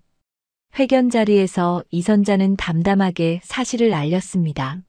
10년 전 사고로 실종된 제 아들 정우가 기적적으로 돌아왔어요. 그동안 이름조차 기억하지 못하고 다른 곳에서 고생을 많이 했습니다. 앞으로는 저와 함께 살며 병원과 여러 사업 활동을 이어갈 예정입니다. 기자들은 다양한 질문을 쏟아냈습니다. 정말 어떻게 살아남으셨는지 궁금합니다. 재산 문제는 어떻게 하실 건가요? 정우는 마이크 앞에서 떨리는 목소리로 자신이 기억을 잃고 영종도에서 물리치료사가 되기까지의 대략적인 사정을 전했습니다. 무엇보다 제 어머니가 10년간 저를 포기하지 않으셨습니다. 그 마음 덕분에 이렇게 살아 돌아올 수 있었다고 생각합니다. 그는 그렇게 말하며 이선자를 향해 존경 어린 눈빛으로 고개를 숙였어요. 기자회견이 끝난 뒤 주변에서는 축하와 응원이 끊이지 않았어요. 직원들은 회장실 앞에서 박수를 쳤고 동료 물리치료사들은 진심으로 반가운 농담을 건넸습니다. 이제는 정우 씨라고 불러야 하나요? 정우는 모두에게 웃으며 인사를 건네고 곧장 재활치료실로 발걸음을 옮겼습니다. 병원 복도에서 만난 환자들은 선생님, 축하드립니다. 앞으로도 잘 부탁드려요. 라고 말했고 정우는 네. 언제든 의지하셔도 좋습니다. 라고 답했습니다. 정우의 진료실 벽에는 두 장의 사진이 나란히 걸려 있었어요. 하나는 10년 전 한강대교 공사 현장에서 동료들과 찍은 사진이었고 다른 하나는 강원도 어느 해변가에서 자신을 돌봐줬던 영종도 주민들과 찍은 사진이었습니다. 정우는 그 사진들을 번갈아 보며 눈을 감고 고요하게 숨을 내쉬었어요.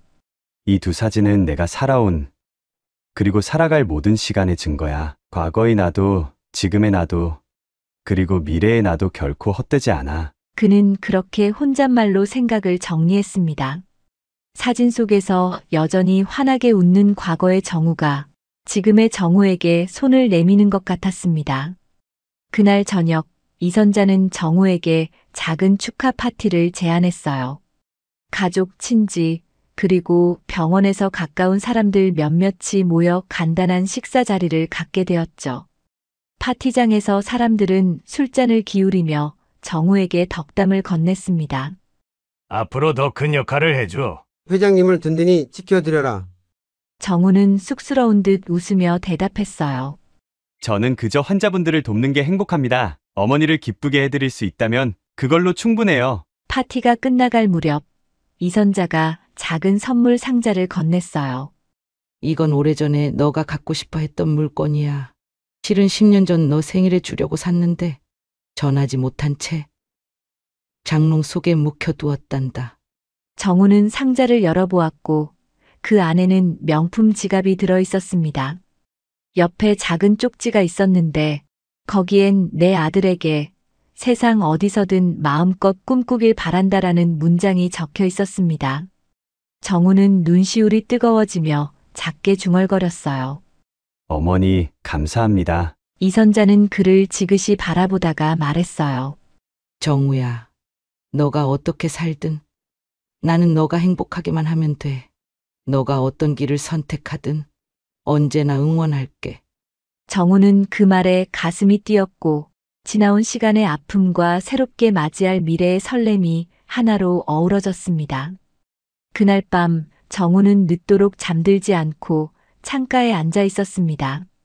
창문을 열자 선선한 바람이 불어왔고 도시의 불빛들이 조용히 빛나고 있었습니다. 정우는 차분히 숨을 들이마시며 손목의 나비 흉터를 가만히 쓰다듬었습니다. 이 흉터는 어린 시절의 순수한 추억과 한강에서의 극적인 사고, 그리고 영종도에서의 긴 재활 기간을 모두 품은 흔적이었습니다. 이제 그 상처는 더 이상 아픔만을 상징하지 않았습니다. 오히려 다시 시작할 수 있다는 희망과 다른 사람을 돕겠다는 다짐을 되새겨주는 특별한 상징이 되었죠.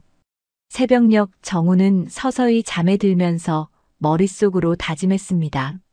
앞으로는 이선자 회장의 아들로서 그리고 강민석이라는 이름으로 쌓아온 인생을 동시에 지켜낼 거야. 물리치료사로서의 소임을 다하고 더 많은 사람에게 새 삶의 발판을 마련해주고 싶었습니다. 그리고 언젠가는 영종도 주민들을 다시 찾아 자신을 살려주고 이끌어준 은혜를 잊지 않겠노라 마음을 먹었습니다. 하루하루가 바쁘게 지나가며 병원에는 환자들이 끊이지 않았어요. 정우는 허리가 아픈 이선자를 가끔 직접 치료해주기도 했고 그럴 때마다 이선자는 환한 미소를 지으며 말했습니다. 내가 이렇게 우리 아들 손에 치료받는 날이 오다니? 그 말에 정우도 웃으며 마음속 깊이 감사를 느꼈습니다. 자신이 어머니의 자랑이 될 수 있다는 사실이 새삼 기쁘게 다가왔어요. 그리하여 실종이라는 무서운 운명에 던져졌던 정우는 10년을 돌아 새롭게 출발했습니다. 이제는 과거의 공백조차 더 큰 사랑과 긍정으로 채워나갈 수 있을 것 같았어요. 나비 흉터가 영원히 남아있듯이 그가 겪어온 모든 시간도 흔적으로 남겠지만 그 흔적이 결국 더 많은 사람에게 희망을 안겨주는 날이 오리라는 믿음이 생겨났습니다. 정우는 종종 병원 휴게실에 들러 창문을 통해 하늘을 올려다보았어요. 높고 맑은 하늘 아래 도시의 소음이 그저 평범한 일상처럼 들리는 순간이 새삼 감사했습니다. 바람이 불어와 나비처럼 가볍게 흔들리는 커튼을 볼 때면 언젠가 이 흔적들을 모두 품고 더 멀리 날아오를 수 있겠다는 확신이 들었습니다. 그가 잃어버린 시간이 돌아왔고 함께할 사람도 생겼으니 앞으로 걸어갈 길은 분명히 빛날 것이었습니다. 늦가을 바람이 부는 어느 회색빛 새벽이었어요. 낡은 코트 깃을 축혀 세운 김영호는 시린 손을 주머니에 찔러 넣고 묘지로 향했어요. 퇴직 후 동네 건물 관리인으로 몇 해를 보낸 뒤 3개월 전 폐암으로 아내 정인숙을 떠나보낸 후로는 매일같이 이 길을 걸었어요. 안개가 서서히 깔린 묘지 언덕길은 새벽마다 적막이 감돌았고 잔가지들이 사방으로 뻗어 있어 조금은 을씨년스러워 보였어요. 하지만 김영호에게는 그 모든 분위기가 무감각하게 느껴졌어요. 마음속에는 오직 한 가지 생각, 바로 아내가 잠들어 있는 그곳으로 가야 한다는 생각뿐이었어요. 여보, 조금만 기다려. 김영호는 집을 나서기 전 거실 한편에 놓여있는 아내의 영정사진을 바라보며 작게 중얼거렸어요. 사실 이런 말을 한다고 해서 아내가 대답해 줄 리는 없지만 그나마 그것이 그의 하루를 시작하는 유일한 방식이었어요. 텅 빈 마음으로 몇 달을 지냈더니 퇴직 후 행복하게 지내자던 수많은 계획들이 전부 사라져버렸다고 느꼈어요. 커다란 어둠에 홀로 남겨진 기분이었지요. 묘지에 가까워질수록 안개가 짙어졌고 김영호는 속으로 다시 한번 아내를 떠올렸어요. 아내는 늘 아침 일찍 일어나 창문을 열고 환기를 시키며 밝은 목소리로 따뜻한 차를 건네곤 했어요. 그러나 이제 그 목소리는 어디에도 없었어요. 그렇게 발걸음을 옮기는 사이 김영호는 어느새 아내가 잠든 곳이 보이는 지점에 다다랐어요. 마른 풀밭 너머로 돌로 만든 묘비가 조금씩 모습을 드러냈고 그는 무심결에 주머니 속 손을 꽉 쥐었어요. 안개 너머로 사람 형체가 희미하게 보였기 때문이었죠. 묘비 가까이에 다다르자 김영호는 낡은 옷차림의 한 여인이 무릎을 꿇고 있는 모습을 발견했어요. 새벽 공기가 차갑게 흐르고 있는데 그녀는 얇은 점퍼 하나만 걸친 채 바닥에 엎드리다시피 하고 있었어요. 손에는 시든 꽃다발과 작은 비닐봉지가 쥐어져 있었고 머리카락은 헝클어져 얼굴을 제대로 알아보기 어려웠지만 분명 웬 노숙자로 보였어요. 김영호는 당혹스러웠어요. 평소 이른 아침에 아내의 묘지 근처에 누군가가 있는 일은 드물었거든요. 혹시 도굴꾼이 아닌가 혹은 다른 이유가 있는지 의심이 스쳤지만 그녀가 흘리는 울음소리가 너무 간절해 보여서 그저 그 자리에 멈춰설 수밖에 없었어요. 언니, 어디 갔어? 묘비 앞에서 흐느끼고 있는 그녀의 목소리가 공기를 울렸어요. 김영호는 그 말에서 언니라는 호칭을 듣고 문득 심장이 덜컥 내려앉는 기분이 들었어요. 언니라고 부른다니 혹시 아내를 아는 사람일까 하는 생각이 스쳤지요. 동시에 그녀의 옆모습이 왠지 익숙하게 느껴졌어요. 아내의 젊은 시절 사진이 떠오르며 가슴이 덜컥 내려앉았어요. 두 사람은 분명 다른 존재지만 이상하게도 닮은 분위기가 맴돌았어요. 김영호는 무심결에 가까이 다가섰고 그녀는 고개를 들어 김영호를 바라봤어요. 초췌한 얼굴에 지쳐 보이는 눈빛이었지만 분명히 아내와 닮은 부분이 있었어요. 그 순간 김영호는 어떤 말을 먼저 해야 할지 알 수 없어서 그저 묵묵히 시선을 떨구었어요. 무슨 일이신가요? 혹시 이 묘지에 관련이 있으신 분인가요? 그가 힘겹게 물었어요. 그러자 그녀는 눈물을 닦으며 흐릿한 목소리로 대답했어요. 여기 정인숙 묘지 아닌가요? 제가 많이 늦었는데 언니가 보고 싶어서 왔어요. 김영호는 아내의 이름이 그녀의 입에서 튀어나오자 아내가 생전에 남긴 말을 떠올렸어요. 어딘가에 동생이 있다고 종종 이야기하긴 했지만 제대로 설명해 주진 않았는데 혹시 이 사람이 그 동생일까 하는 생각이 들었어요. 그는 그녀가 누구인지 확인하기 위해 조심스럽게 한 걸음 다가갔어요. 정인숙, 제 아내의 이름이 맞습니다. 그런데 언니라고 부르시는 걸 보면 혹시 친동생이신가요? 그 말에 그녀의 어깨가 미세하게 떨렸고 다시 한번 울음이 터지려는 듯 했어요. 네, 저는 정미경이라고 해요. 언니가 이렇게 떠난 줄도 몰랐어요. 김영호는 당혹과 충격이 한꺼번에 밀려왔어요. 아내가 평소 동생을 잃어버렸다는 식으로 아련하게 말하긴 했지만 직접 만난 건 이번이 처음이었어요. 하필 아내가 떠난 뒤에야 나타나다니 참 기구한 운명이란 생각이 들었어요. 한참 동안 흐느끼던 미경을 일으켜 세우고 김영호는 잔잔하게 묘비 옆에 있는 작은 벤치로 안내했어요. 새벽 기운이 차갑게 피부에 와 닿았고 안개가 서서히 걷히면서 묘지 전체가 어렴풋이 모습을 드러냈어요. 벤치에 함께 앉은 둘은 아무 말도 하지 않았어요. 미경은 연신 손을 비비며 울먹였고 김영호는 그 모습을 어떻게 위로해야 할지 몰랐어요. 머릿속에는 수많은 질문이 맴돌았지요. 어떤 사연으로 동생이 이렇게 노숙자가 되었는지, 왜 이제야 나타났는지, 실례가 안 된다면 어떻게 지내셨는지 조금만 말씀해 주시겠습니까? 김영호가 조심스럽게 운을 뗐어요. 미경은 서서히 고개를 끄덕이며 자신의 과거를 털어놓기 시작했어요. 20살 무렵 언니의 남자친구를 마음속으로 좋아하게 되었다고 했어요. 그 미묘하고 복잡한 감정을 감당하기 어려워 도망치듯 떠났고 오랫동안 연락을 끊은 채 지냈다고 했어요. 돌아오고 싶었지만 이미 모든 게 엉켜버렸다고 느껴 그냥 시간이 흘러가도록 내버려 두었다고 했어요. 그렇게 떠나서 별별 일을 하며 지내고 집에 연락 못했습니다. IMF 때 다니던 공장이 망하면서 길바닥에 나앉았고 그 뒤로 아무 연고도 없이 살았습니다. 미경이 떨리는 손으로 얼굴을 가렸어요. 그 세월 동안 겪었을 절망감과 외로움이 엿보였어요. 김영호는 그 이야기에 놀랐어요. 분명 아내가 평생 동생을 찾으려 했지만 어디에서도 찾지 못했던 이유가 이거였구나 싶었어요.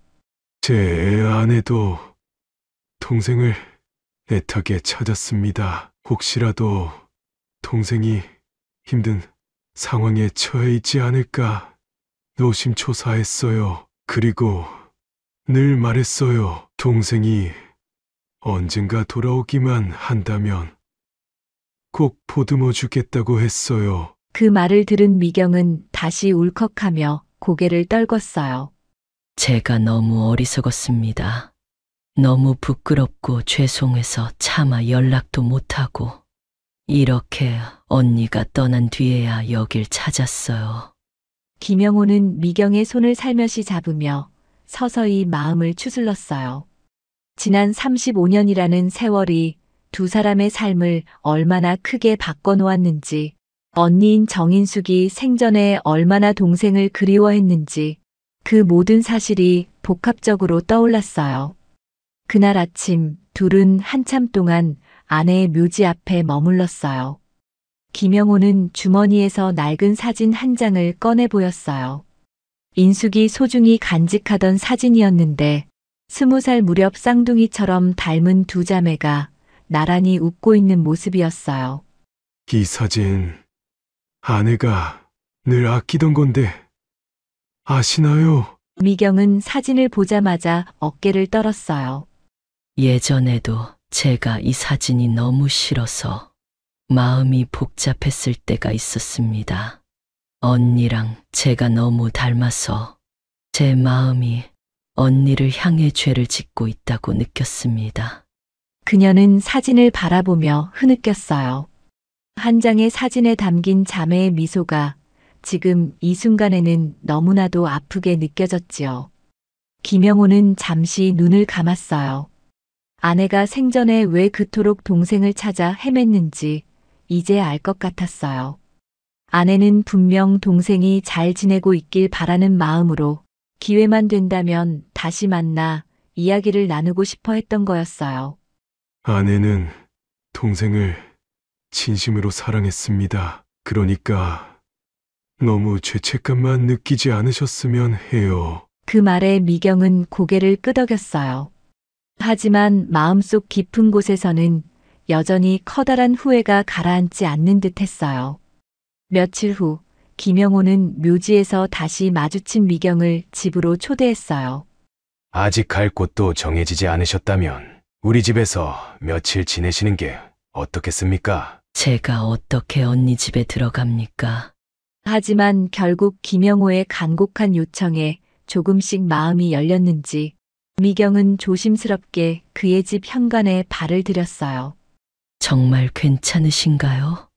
언니가 살던 집인데 제가 이렇게 들어와도 되는지 마음이 복잡합니다. 김영호는 고개를 끄덕였어요. 아내도 분명 반겼을 거예요. 생전에 늘 동생을 집으로 데려와 같이 살고 싶다고 말했으니까요. 현관에서 신발을 벗고 들어서자 거실 한쪽에 아내의 영정사진이 가장 먼저 눈에 들어왔어요. 미경은 그 자리에서 잠시 멈춰서 사진을 바라봤어요. 사진 속 언니는 단정한 머리를 하고 부드럽게 웃고 있었어요. 그 미소가 너무나 익숙해서 미경은 괜스레 눈시울이 붉어졌어요. 김영호는 미경에게 아내 방을 보여주며 필요하다면 이 방을 써도 좋다고 했어요. 방 안에는 아내가 쓰던 물건들이 그대로 남아 있었어요. 책장에는 아내가 평소 읽던 소설들과 노트들이 꽂혀 있었고, 화장대 위에는 머리빗과 작은 향수병, 그리고 예전에 병원에서 받았던 약 봉투까지 그대로였어요. 문득 방 한편에 놓인 사진첩이 눈에 들어왔어요. 김영호는 미경에게 조심스럽게 사진첩을 건넸어요. 이건 아내가 직접 만든 사진첩입니다. 결혼 초부터 쭉 찍은 사진들이 모여 있어요. 중간중간 동생 이야기도 언급되어 있습니다. 미경은 사진첩을 넘기다가 언니가 작게 적어둔 메모를 발견했어요. 오늘도 동생이 생각난다. 어디서 뭘 하며 지내고 있을까? 그걸 본 순간 미경은 손을 입에 대고 울음을 삼켰어요. 언니가 자신을 얼마나 찾고 그리워했는지 이렇게 직접 확인하니 마음이 더욱 무너졌어요. 김영호는 그녀의 눈물을 가만히 지켜봤어요. 그리고 조용히 머뭇거리다 손을 내밀었어요. 아내는 이미 모든 걸 용서하고 기다렸을 겁니다. 이제부터라도 함께 지내면서 조금씩 마음의 짐을 내려놓으시면 좋겠습니다. 미경은 떨리는 목소리로 작게 대답했어요. 감사합니다. 정말 은혜를 어떻게 갚아야 할지 모르겠습니다. 그날 밤 미경은 아내의 방 한쪽 구석에 조심스럽게 이불을 펴고 누웠어요. 낮 동안 묘지에서 실컷 울어서인지 머리가 지끈거렸지만 동시에 어딘가 따뜻한 안도감을 느꼈어요. 미경이 김영호의 집에서 지내기 시작한 지 며칠 후 둘은 함께 식사를 준비해 보기로 했어요. 사실 노숙 생활이 길었던 미경은 제대로 된 집밥을 만들어 본 적이 오래됐다고 했어요.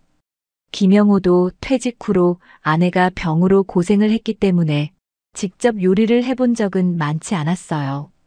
그렇지만 두 사람 모두 서툰 손길로 국을 끓이고 채소를 다듬으면서도 이상하게 작은 웃음을 나누었어요. 이거 간을 보셔야 할 것 같은데요. 제가 손이 서툴러서 제대로 했는지 모르겠어요. 괜찮습니다. 저도 잘 모르니까 함께 해보는 거죠.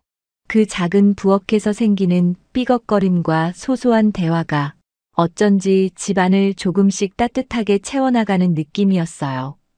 첫 번째 식사는 오랜만에 가정식이라 불릴 만큼 정성은 부족했지만 둘은 나란히 앉아 밥을 떠먹으며 서로가 감정을 교류하기 시작했어요.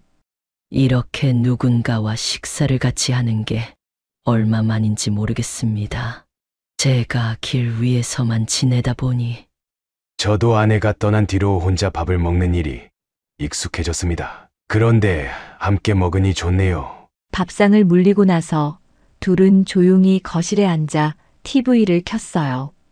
화면에서는 일상적인 뉴스가 나오고 있었지만 둘 다 딱히 집중해서 보지는 않았어요. 그보다는 서로가 곁에 있다는 사실에 미묘하게 안도하는 마음이 들었지요. 아내의 방에 머물던 미경은 밤마다 오래된 사진첩과 노트들을 조금씩 살펴봤어요. 언니가 쓴 메모 중에는 동생이 돌아오면 해주고 싶은 것들이라는 제목이 달린 페이지도 있었어요. 거기에는 함께 바닷가 여행 가기, 동생이 좋아하던 만둣국 끓여주기, 어릴 적 뛰놀던 동네 놀이터를 다시 방문하기 같은 소소한 계획들이 적혀 있었어요. 언니가 이렇게 자세히 생각해뒀었군요. 미경은 그 페이지를 가만히 매만지며 언니의 목소리가 들리는 듯한 기분이 들었어요.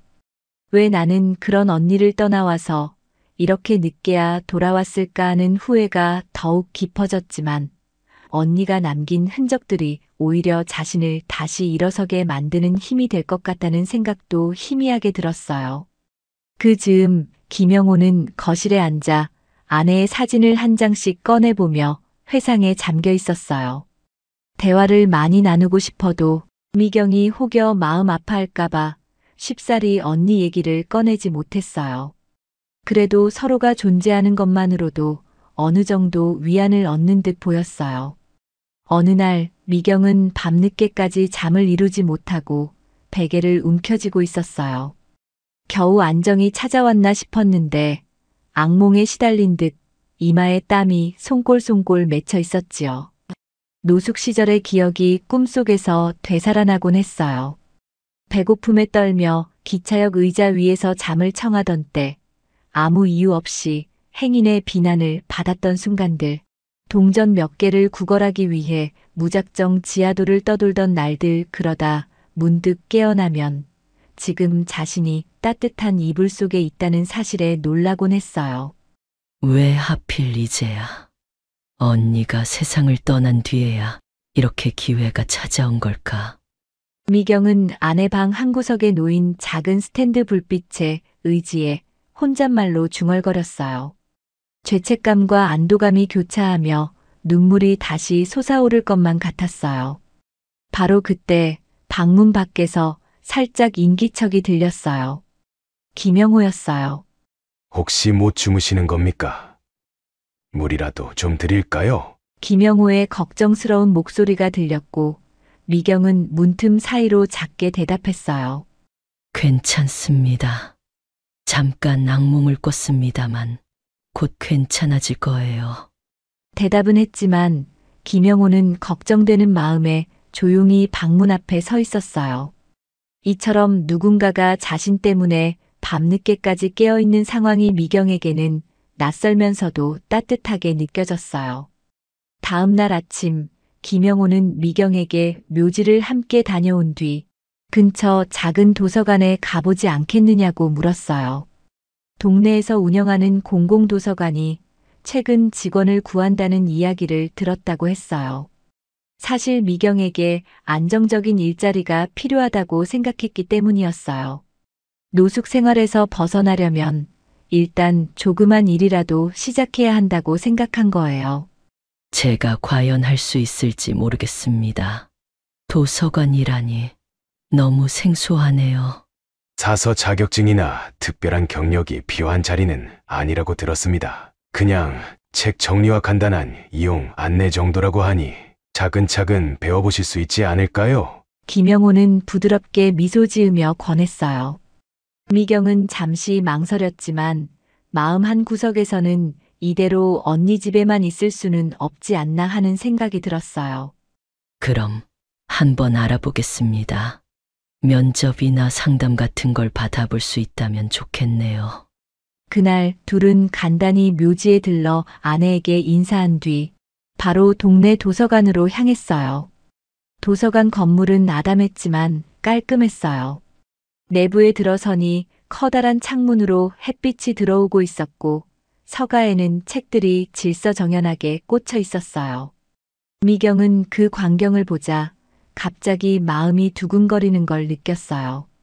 마치 자신이 다시 세상과 연결되는 입구에 선 듯한 기분이었지요. 도서관장으로 보이는 중년 여성이 인터뷰를 진행했어요. 미경은 긴장한 탓에 말이 자꾸 엉켰어요. 이력서는 제대로 쓴 적도 없고 공백 기간이 너무 길어 할 말이 없었지요. 하지만 적어도 지금은 의지할 곳이 있고 다시 살겠다는 결심이 있다고 솔직히 털어놓았어요. 제가 여러 사정으로 거리를 떠돌며 지냈습니다. 하지만 이제 한 곳에 정착하고 싶습니다. 책을 다루는 일이 서툴긴 해도 열심히 배울 자신은 있습니다. 면접을 마치고 나오는 길에 도서관장이 친절하게 인사를 하며 며칠 안에 연락 준다고 했어요. 김영호와 미경은 도서관 현관에서 슬며시 서로의 눈빛을 마주치며 작은 안도의 미소를 지었어요. 그리고 집에 돌아오는 길에 미경은 어딘가 기분이 이상하다고 솔직히 털어놓았어요. 이렇게 다시 사회에 발을 내디디려 하다니 제게 이런 날이 오리라고는 생각조차 못했습니다. 저도 아내를 떠나보낸 후로 한동안 아무것도 하지 않았습니다만 의외로 삶은 계속 이어지더군요. 좋은 소식이 오기를 바랍니다. 그날 저녁 둘은 소박하게 식사를 하며 도서관 면접 이야기를 나눴어요. 미경이 혹시라도 불합격 통보를 받으면 어쩌나 하는 걱정도 했지만 김영호는 격려했어요. 이 동네에 도서관엔 인력난이 있다고 들었습니다. 분명 희망이 있을 겁니다. 며칠 후 도서관으로부터 합격 통보가 왔어요. 미경은 너무 놀라서 전화를 받은 뒤에도 한동안 아무 말도 못했고 전화를 끊은 뒤에야 작은 외침을 뱉었어요. 제가 합격했답니다. 김영호는 거실 소파에 앉아 있다가 벌떡 일어나 기쁜 표정을 지었어요. 정말 잘 됐습니다. 이제부터 천천히 배우시면 되겠네요. 미경은 기쁜 동시에 왠지 모를 두려움이 밀려왔어요. 새로운 일을 시작한다는 사실도 그렇고 세상 밖으로 나간다는 게 한편으로는 무섭게 느껴졌어요. 하지만 언니가 살아있었다면 틀림없이 잘해낼 수 있다고 말해주었을 거라는 생각에 용기를 냈어요. 열심히 해보겠습니다. 언니도 어딘가에서 저를 응원해주고 있겠지요. 그날 밤 방으로 돌아온 미경은 아내 정인숙의 사진 앞에서 작게 인사를 건넸어요. 언니, 나 일하게 됐어. 동생이 이제 제대로 살아보려고 해. 창밖으로 스치는 바람이 부드럽게 방 안을 맴돌았고 미경은 모처럼 편안한 마음으로 잠을 청했어요. 도서관 첫 출근 날 미경은 유난히 일찍 일어나 준비했어요. 김영호는 아침밥을 차려주며 말했어요.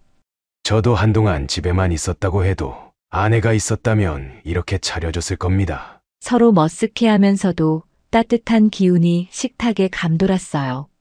도서관에 도착하자 담당 직원들이 새로운 미경에게 친절하게 일의 흐름을 설명해줬어요. 책을 분류하고 바구니에 담아 서가에 꽂는 방법부터 시작해서 이용자에게 간단한 안내를 하는 법까지. 처음에는 어리둥절했지만 하나둘 배워가면서 점차 익숙해졌어요. 중학생 친구들이 자습하러 많이 오는데 혹시 질문하면 당황하지 마시고 일단 담당 사서님께 안내해 주시면 됩니다. 네, 알겠습니다. 열심히 해보겠습니다. 도서관 책장 사이를 바쁘게 돌아다니다 보면 어느새 시간이 훌쩍 지나갔고 미경은 뿌듯함을 느꼈어요. 내가 정말 다시 사회 속에서 일할 수 있게 됐구나 하는 감동이 서서히 밀려왔어요. 출근과 퇴근이 규칙적으로 이어지면서 미경과 김영호의 일상에도 변화가 생겼어요. 아침에 둘이 함께 식사하고 헤어진 뒤 저녁이 되면 다시 집에서 마주 앉아 그날의 이야기를 나누는 사이가 되었어요. 특히 도서관에서 겪은 일들, 예컨대 아이들이 어떤 책을 좋아하는지, 어르신들이 옛 추억을 떠올리며 어떤 시집을 찾는지, 그런 자잘한 에피소드를 말하면 김영호는 경청했어요. 오늘은 한 초등학생이 저한테 이 책은 무슨 내용이에요 하고 물어봐서 제가 내용을 잘 몰라서 살짝 당황했어요. 그래서 책 뒤 표지를 함께 읽으며 설명했네요. 아이들도 금방 친근해하나 보군요. 더 많은 일을 익히다 보면 점점 편해질 거예요. 이야기를 주고받다 보면 아내 정인숙의 목소리가 가끔 떠오르기도 했어요. 예전 같으면 김영호는 그 기억에 사로잡혀 울거나 침묵에 빠졌을 텐데 이젠 조금 달라졌어요. 미경이 옆에 있어 아내의 빈자리가 전부 채워지는 건 아니지만 그래도 함께 나누는 일상의 따뜻함이 그를 조금씩 회복시켜주고 있었어요. 어느 주말 미경은 김영호에게 언니의 묘지에 다녀오자고 제안했어요. 지난 며칠 동안 도서관 일을 하면서 느낀 걸 언니에게도 전해주고 싶었거든요. 묘지 언덕을 오르는 길에 가을빛이 완연했어요.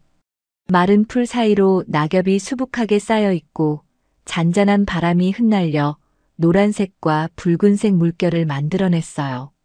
둘은 아내의 묘비 앞에 섰고 미경은 작은 꽃 한 송이를 놓고 생각에 잠겼어요. 언니, 이렇게 작은 직장이지만 자리도 생기고 집에서도 편히 지낼 수 있게 됐어. 내가 조금씩 강해지고 있어.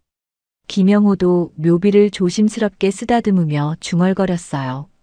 여보, 당신 동생 정말 잘해내고 있네. 나도 매일 당신을 생각하지만 이제는 예전처럼 괴롭고 무기력하지만은 않아. 그 순간 마치 아내가 거기에 있는 듯한 느낌이 들었어요. 나뭇가지 사이로 스며드는 가을 햇살이 따스하게 묘비를 감싸고 있었지요. 사람이 함께 지내다 보면 예기치 못한 갈등이 생길 때도 있어요. 어느 날 김영호는 허리 통증으로 병원 진료를 받고 오는 길에 미경에게 미리 연락을 하지 않고 그냥 혼자 다녀왔어요. 미경이 퇴근해 돌아와서야 그 사실을 알았고 순간 속상한 마음에 짜증을 냈어요. 이런 일은 미리 말씀해 주시면 제가 함께 가드릴 텐데요. 왜 혼자 고생을 하십니까? 병원 가서 진통제 처방만 받으면 될 일이라 괜히 걱정 끼치고 싶지 않았습니다. 작은 말다툼처럼 보였지만 사실 미경은 이제 가족으로 받아들인다고 해놓고 왜 내게 의지하지 않으시나 하는 서운함이 컸어요. 김영호 역시 오랜 습관대로 혼자 해결하려다 보니 미경의 입장을 배려하지 못했어요. 결국 저녁 무렵이 되어서야 서로 마음을 풀고 차분히 이야기를 나눴어요. 저도 충분히 의지하고 싶지만 그 방법을 잘 모르겠습니다. 아내가 떠난 뒤 혼자 지내는 게 너무 익숙해져서. 제가 너무 예민하게 받아들였습니다. 앞으로는 저도 더 신경 쓰겠습니다. 그 작은 갈등을 겪으면서 둘은 서로가 가족으로서 함께 살아가는 데 필요한 대화를 더 많이 해봐야 한다는 사실을 깨달았어요. 가을이 깊어지면서 묘지 주변의 나무들은 잎을 거의 떨어뜨렸고 앙상한 가지들이 드러났어요. 언덕을 오를 때마다 찬바람이 옥기 사이로 스며들어 한층 쌀쌀해졌어요. 김영호와 미경은 주말마다 거르지 않고 성묘를 했어요. 떨어진 낙엽을 치우고 때로는 꽃을 꽂고 아내에게 근황을 전했어요. 여보, 이번에 건강검진을 다시 받아봐야겠어. 당신 동생도 함께 가준다고 하네. 언니, 나 이제는 예전처럼 도망치듯 살지 않을 거야. 작은 걱정이라도 나누고 살 거야. 누구도 대답해주지 않는 무덤 앞에서 두 사람은 매번 진심을 털어놓았고 그 행위가 서로에게 큰 위로가 되었어요. 아내의 존재는 사라졌어도 그녀가 남긴 끈은 동생과 남편을 계속해서 이어주고 있었어요. 어느 날 묘지 관리인과 얘기를 나누던 김영호는 납골당 관리 보조 일을 제안받았어요. 묘지와 가까운 납골당 쪽에서 인력이 필요하다는 것이었지요. 김영호는 잠시 망설였어요. 매일같이 고인의 흔적을 마주하는 일이 슬픔을 더 깊게 만들지는 않을까 걱정되었어요. 하지만 동시에 아내 곁에서 일하는 게 의미 있을 수도 있겠다고 느꼈어요. 납골당 관리 보조를 해볼까 합니다. 어찌 보면 아내와 더 가까워지는 일이기도 하고 다른 유가족분들을 도울 수 있다면 좋겠습니다. 그 선택을 존중해요. 다만 힘들어지시면 꼭 말씀해 주세요. 결국 김영호는 그 일을 수락했고 얼마 뒤부터 납골당에서 꽃꽂이 정리나 시설 유지 보수 같은 잡다한 일을 하게 되었어요. 그곳에서 다양한 사연을 가진 사람들을 보며 그는 자신이 아내를 잃었을 때 느꼈던 슬픔을 조금씩 승화하는 방법을 터득해 갔어요. 날이 점점 추워지자 둘은 함께 시장에서 따뜻한 목도리와 장갑 등을 장만했어요. 미경이 도서관을 다녀오는 길에 장을 봐와서 집에서 국이나 찌개를 끓여 먹는 일이 늘었어요. 어느새 함께 사는 가족의 모습이 자연스러워진 거예요. 아내의 방은 여전히 미경이 사용했지만 방 곳곳에는 언니의 흔적이 배어 있었어요. 미경은 가끔 혼잣말을 하며 사진을 쓰다듬었고 김영호도 그 말을 들으며 담담하게 미소를 지었어요. 이런 식으로라도 언니와 계속 대화하는 느낌이 듭니다. 어색하긴 하지만 마음이 편해져요. 아내도 분명 반가워할 겁니다. 둘은 때때로 과거를 떠올리며 애잔함에 잠기기도 했지만 이전처럼 무너질 듯한 절망감은 아니었어요. 그 안에는 어느 정도 수긍과 받아들임, 그리고 서로에 대한 믿음이 깔려 있었어요. 긴 겨울이 지나고 봄이 왔어요. 묘지의 언덕에는 다시 풀과 작은 꽃들이 자라나기 시작했어요. 김영호와 미경은 함께 꽃씨를 뿌리며 아내가 좋아했을 법한 야생화를 키워보기로 했어요. 이렇게 꽃을 심어두면 언니가 조금 더 기뻐하지 않을까요? 아내가 좋아하던 국화도 심고 싶습니다. 국화가 피면 참 예쁘겠지요. 둘은 조그만 삽과 물뿌리개를 챙겨 흙을 고르고 씨를 뿌리면서 작은 희망을 심는 기분이 들었어요. 다음 달이면 싹이 나겠지요? 하고 기대를 나누는 순간 서로의 얼굴에 잔잔한 웃음이 번졌어요. 봄바람이 언덕을 부드럽게 휘돌아 비쳤고 어디선가 새소리까지 들려왔어요. 그 소리가 마치 너희는 잘 지내고 있구나 하고 속삭이는 듯 했어요. 집에 돌아온 뒤 미경은 예전부터 써놓은 작은 노트를 다시 펼쳤어요. 그 안에는 노숙 시절의 괴로움과 두려움이 가득했는데 이제는 그 페이지를 마주봐도 숨고 싶지 않게 됐어요. 새로운 페이지에 언니에게라고 제목을 붙이고 짧은 편지를 쓰기 시작했어요. 언니, 혹시 이 글을 볼 수 있다면 얼마나 좋을까. 그래도 나는 이제 괜찮아. 언니가 없지만 형부와 함께 언니의 집에서 살면서 도서관 일도 하며 행복을 찾아가고 있어. 내가 이 집에 들어왔을 때 언니는 이미 떠난 뒤였지만 이상하게 언니를 더 가까이 느끼게 됐어. 다음에는 언니가 못 가본 곳도 가보고 언니가 꿈꾸었던 일도 조금씩 해볼게. 사랑해. 늦어서 미안해. 하지만 남은 생은 절대 포기하지 않고 살도록 할게. 쓰다 보니 눈물이 흘렀지만 그 눈물은 전과 달리 후회와 자책만이 아니라 회복과 다짐이 섞인 감정이었어요. 그 뒤로도 시간이 계속 흐르면서 미경은 도서관에서 더 많은 책임감을 갖게 됐고 김영호는 납골당 일에 보람을 느꼈어요. 주말이 되면 늘 아내의 묘지에 들러서 꽃을 가꾸고 인사를 했어요. 처음에 통곡하며 눈물로 지새웠던 그 장소는 이제 둘이 나란히 서서 대화를 나누는 평온한 공간이 되었어요. 여보, 당신 동생이 독서 모임까지 이끌게 됐어. 요즘 젊은 사람들과 소통한다고 하네. 언니, 나 이제 사람들 앞에서 책 소개도 하고 있어. 아직 어색하지만 언니도 흐뭇해하겠지. 어느 날 관리인 할아버지가 언덕 아래를 가리키며 웃으며 말했어요. 두 분은 정말 가족이 되셨습니다. 묘지를 돌보는 모습이 꼭 한 집안인 것 같더군요. 김영호와 미경은 살짝 쑥스러운 표정을 지으면서도 마음 깊은 곳에서 우리는 진짜 가족이라는 걸 재확인했어요. 계절이 바뀌고 꽃이 피고 지는 동안 둘은 언니이자 아내인 정인숙의 부재를 슬픔으로만 여기지 않고 삶을 이어가는 힘으로 삼았어요. 그리고 그렇게 각자의 자리에서 한 걸음씩 나아갔지요. 여보, 우리는 잘 지내고 있어. 늘 함께 있다고 믿을게. 언니, 이제는 내가 떠나지 않을게. 고마워. 묘비 앞에서 울던 그날의 통곡과 오열은 어느덧 잔잔한 그리움이 되어 서로를 이어주는 끈으로 바뀌었어요. 떠난 이가 남긴 사랑은 그 어떤 이유로도 끊어지지 않았지요. 그리하여 늦가을 새벽 묘지에서 시작된 이 특별한 만남은 따뜻한 가족의 형태로 다시 태어났어요. 언니를 잃고 길을 헤매던 동생과 아내를 잃고 허무에 빠졌던 남편은 이제 서로가 서로에게 가족이 되어 남은 인생을 함께 보듬으며 살아가게 되었어요. 그 무렵부터 김영호와 정미경은 조금씩 일상을 공유하며 예전과 다른 감정을 느끼기 시작했어요.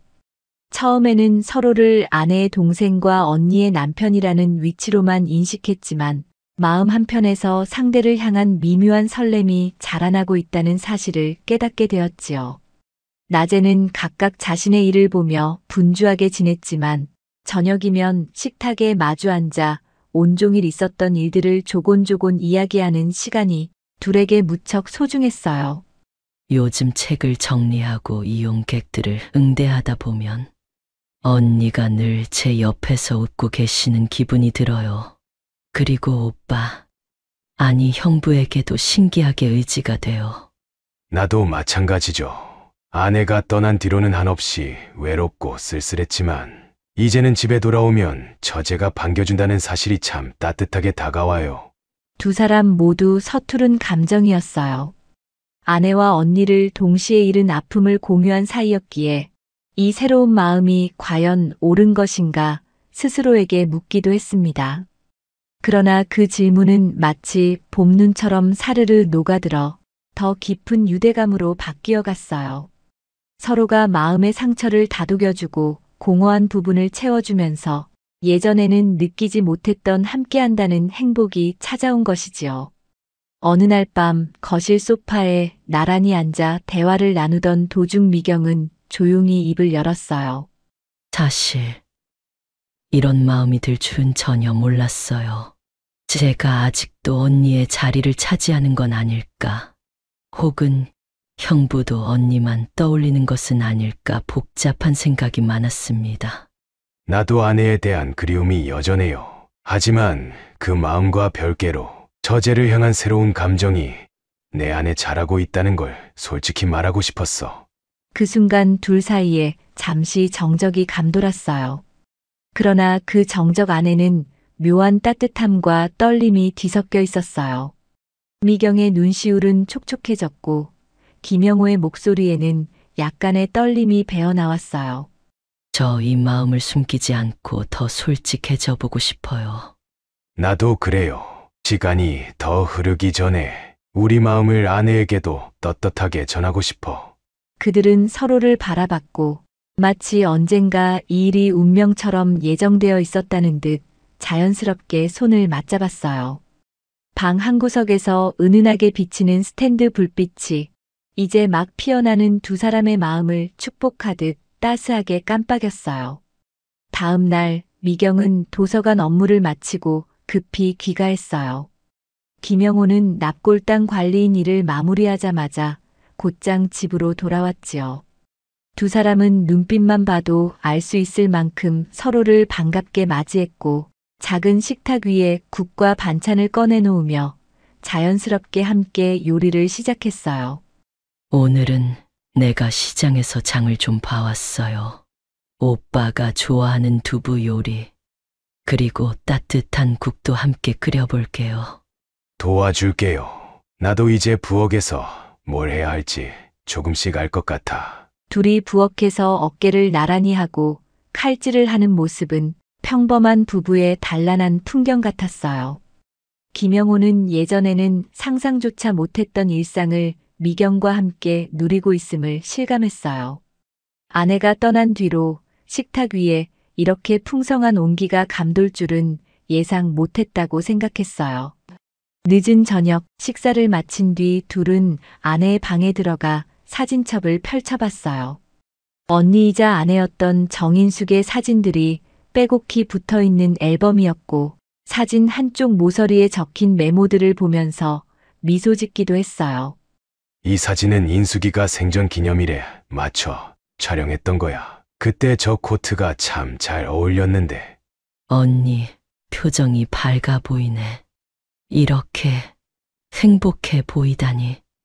나도 괜히 마음이 뭉클해져요. 앨범을 덮으며 미경은 작게 중얼거렸어요. 언니에게 우리가 이런 마음으로 함께 지내고 있다고 솔직히 고백하고 싶어요. 아마 언니도 기뻐해 주겠죠. 나도 그렇게 믿어요. 오히려 우리를 이어준 것은 아내의 마음이라고 생각해요. 두 사람은 그날 밤 마치 중요한 결심을 한 사람들처럼 마음을 굳게 다졌어요. 머지않아 언니이자 아내였던 정인숙의 무덤을 찾아가 새로운 인연을 다시금 허락받고 싶다고 생각했지요. 어느 맑은 아침, 김영호와 미경은 함께 아침 식사를 마치고 아내의 묘가 있는 묘지 언덕으로 올랐어요. 그동안 잡초를 뽑고 씨앗을 심었던 자리에는 이제 앙상했던 겨울가지를 밀어내며 여기저기 새싹과 꽃들이 뽐내듯 피어나고 있었어요. 듬성듬성 피어난 들꽃이 묘비 주위에 살며시 채색을 더해주고 있었지요. 묘비 앞에 선 두 사람은 잠시 서로를 바라봤어요. 그리고 미경이 먼저 무릎을 살짝 굽히고 정인숙의 묘비에 손을 얹었어요. 언니, 오늘은 언니에게 정말 큰 이야기를 하려고 왔어. 저는 이제 언니 곁에 있고 싶은 형부, 아니, 영호 오빠와 함께 인생을 이어가려고 해. 여보, 혹시 당신이 보고 있다면 우리가 서로 의지하고 사랑하게 되었음을 허락해줘. 처음엔 막연히 의무감과 상실감을 나누었지만 지금은 진심으로 서로를 생각하고 있어. 두 사람의 음성은 묘지 주변에 고요하게 울려 퍼졌어요. 언덕 위로 부는 바람은 이전처럼 서글프지 않았고 마치 축복인 양 온화하게 얼굴을 스쳐갔어요. 잠시 뒤 김영호는 조심스럽게 주머니에서 작은 반지 상자를 꺼냈어요. 아내에게 줬었던 반지가 들어있었어요. 미경아, 나와 결혼해 줄래? 언니를 잃었고 나 역시 아내를 잃었지만 이제는 살아있는 우리가 서로를 보듬으며 함께하고 싶어. 영호 오빠, 나도 오빠와 함께 남은 인생을 살고 싶어. 언니가 기뻐해 줄 거라고 생각해요. 미경은 눈가에 맺힌 눈물을 닦으며 김영호의 손을 꼭 잡았고 김영호는 살짝 떨리는 손길로 반지를 그녀의 손가락에 끼워 주었어요. 그런 뒤 둘은 나란히 묘비에 손을 얹었어요. 언니, 우리 축복해 줄 거지? 여기 있지는 않아도 늘 함께 있다는 걸 알아. 여보, 당신이 보낸 선물로 생각하고 앞으로 미경이와 함께 행복하게 살 거야. 그날 두 사람은 첫눈에 보이는 결혼식이 아닌 가장 소중한 사람 앞에서의 약속을 나누었어요. 주변에 아무도 없었지만 오히려 그것이 더 진솔하고 경건하게 느껴졌어요. 이후로는 본격적으로 두 사람이 부부라는 이름으로 일상을 함께하기 시작했어요. 도서관에도 납골당 관리실에도 둘의 새로운 소식이 전해졌고 사람들은 처음엔 놀라기도 했지만 대체로 따뜻한 축하를 보냈어요. 결혼신고는 조촐하게 마쳤어요. 번듯한 예식장을 빌려 호화롭게 진행하지는 않았지만 서로가 소중한 존재임을 확인하고 법적인 절차를 밟는 것으로 충분했어요. 미경은 자신이 이제 아내가 되었다는 사실이 실감나지 않았어요. 김영호 역시 마음이 뭉클했어요. 아내를 떠올릴 때마다 죄책감이나 슬픔이 아니라 따뜻한 미소가 번졌어요. 둘은 어느 따뜻한 날 다시 묘지를 찾아가 작은 꽃다발을 놓았어요. 새로 부부가 된 두 사람이 손을 맞잡은 모습이 어색하면서도 보기 좋았지요. 주변에 함께 온 묘지 관리인 할아버지와 납골당 동료들은 진정한 가족이 되었다고 하며 진심으로 축하해 주었어요. 그렇게 계절은 다시 흐르고 부부가 된 두 사람의 일상도 한층 단단해졌어요. 미경은 도서관에서 독서 프로그램을 주도하며 자신감을 키워갔고 김영호는 납골당에서 많은 유가족들을 보듬어주며 소소한 위로를 건네는 사람이 되었어요. 문득 허리가 아파서 병원에 가야 하는 날에는 미경이 곁에서 함께해 주었고 미경이 몸살이라도 나면 김영호가 허둥지둥 약을 챙겨주곤 했어요. 저녁이면 도란도란 마주 앉아 그날의 이야기를 나누고 가끔은 아내 방의 앨범을 펼쳐보며 옛 추억을 되짚기도 했어요. 예전 같으면 울음부터 터졌을 그 앨범이 이제는 웃으며 볼 수 있는 추억의 보물 상자가 되었지요. 어느 봄날 꽃이 만개한 언덕 위에서 두 사람은 작은 피크닉을 열었어요. 묘지 근처에 있는 공터에 돗자리를 깔고 간단한 도시락과 과일을 준비했어요.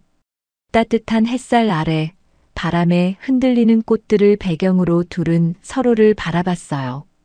이 풍경도 참 예쁘지만 당신이 있어 더 아름다워. 오빠도 마찬가지야. 나를 이렇게까지 아껴주니.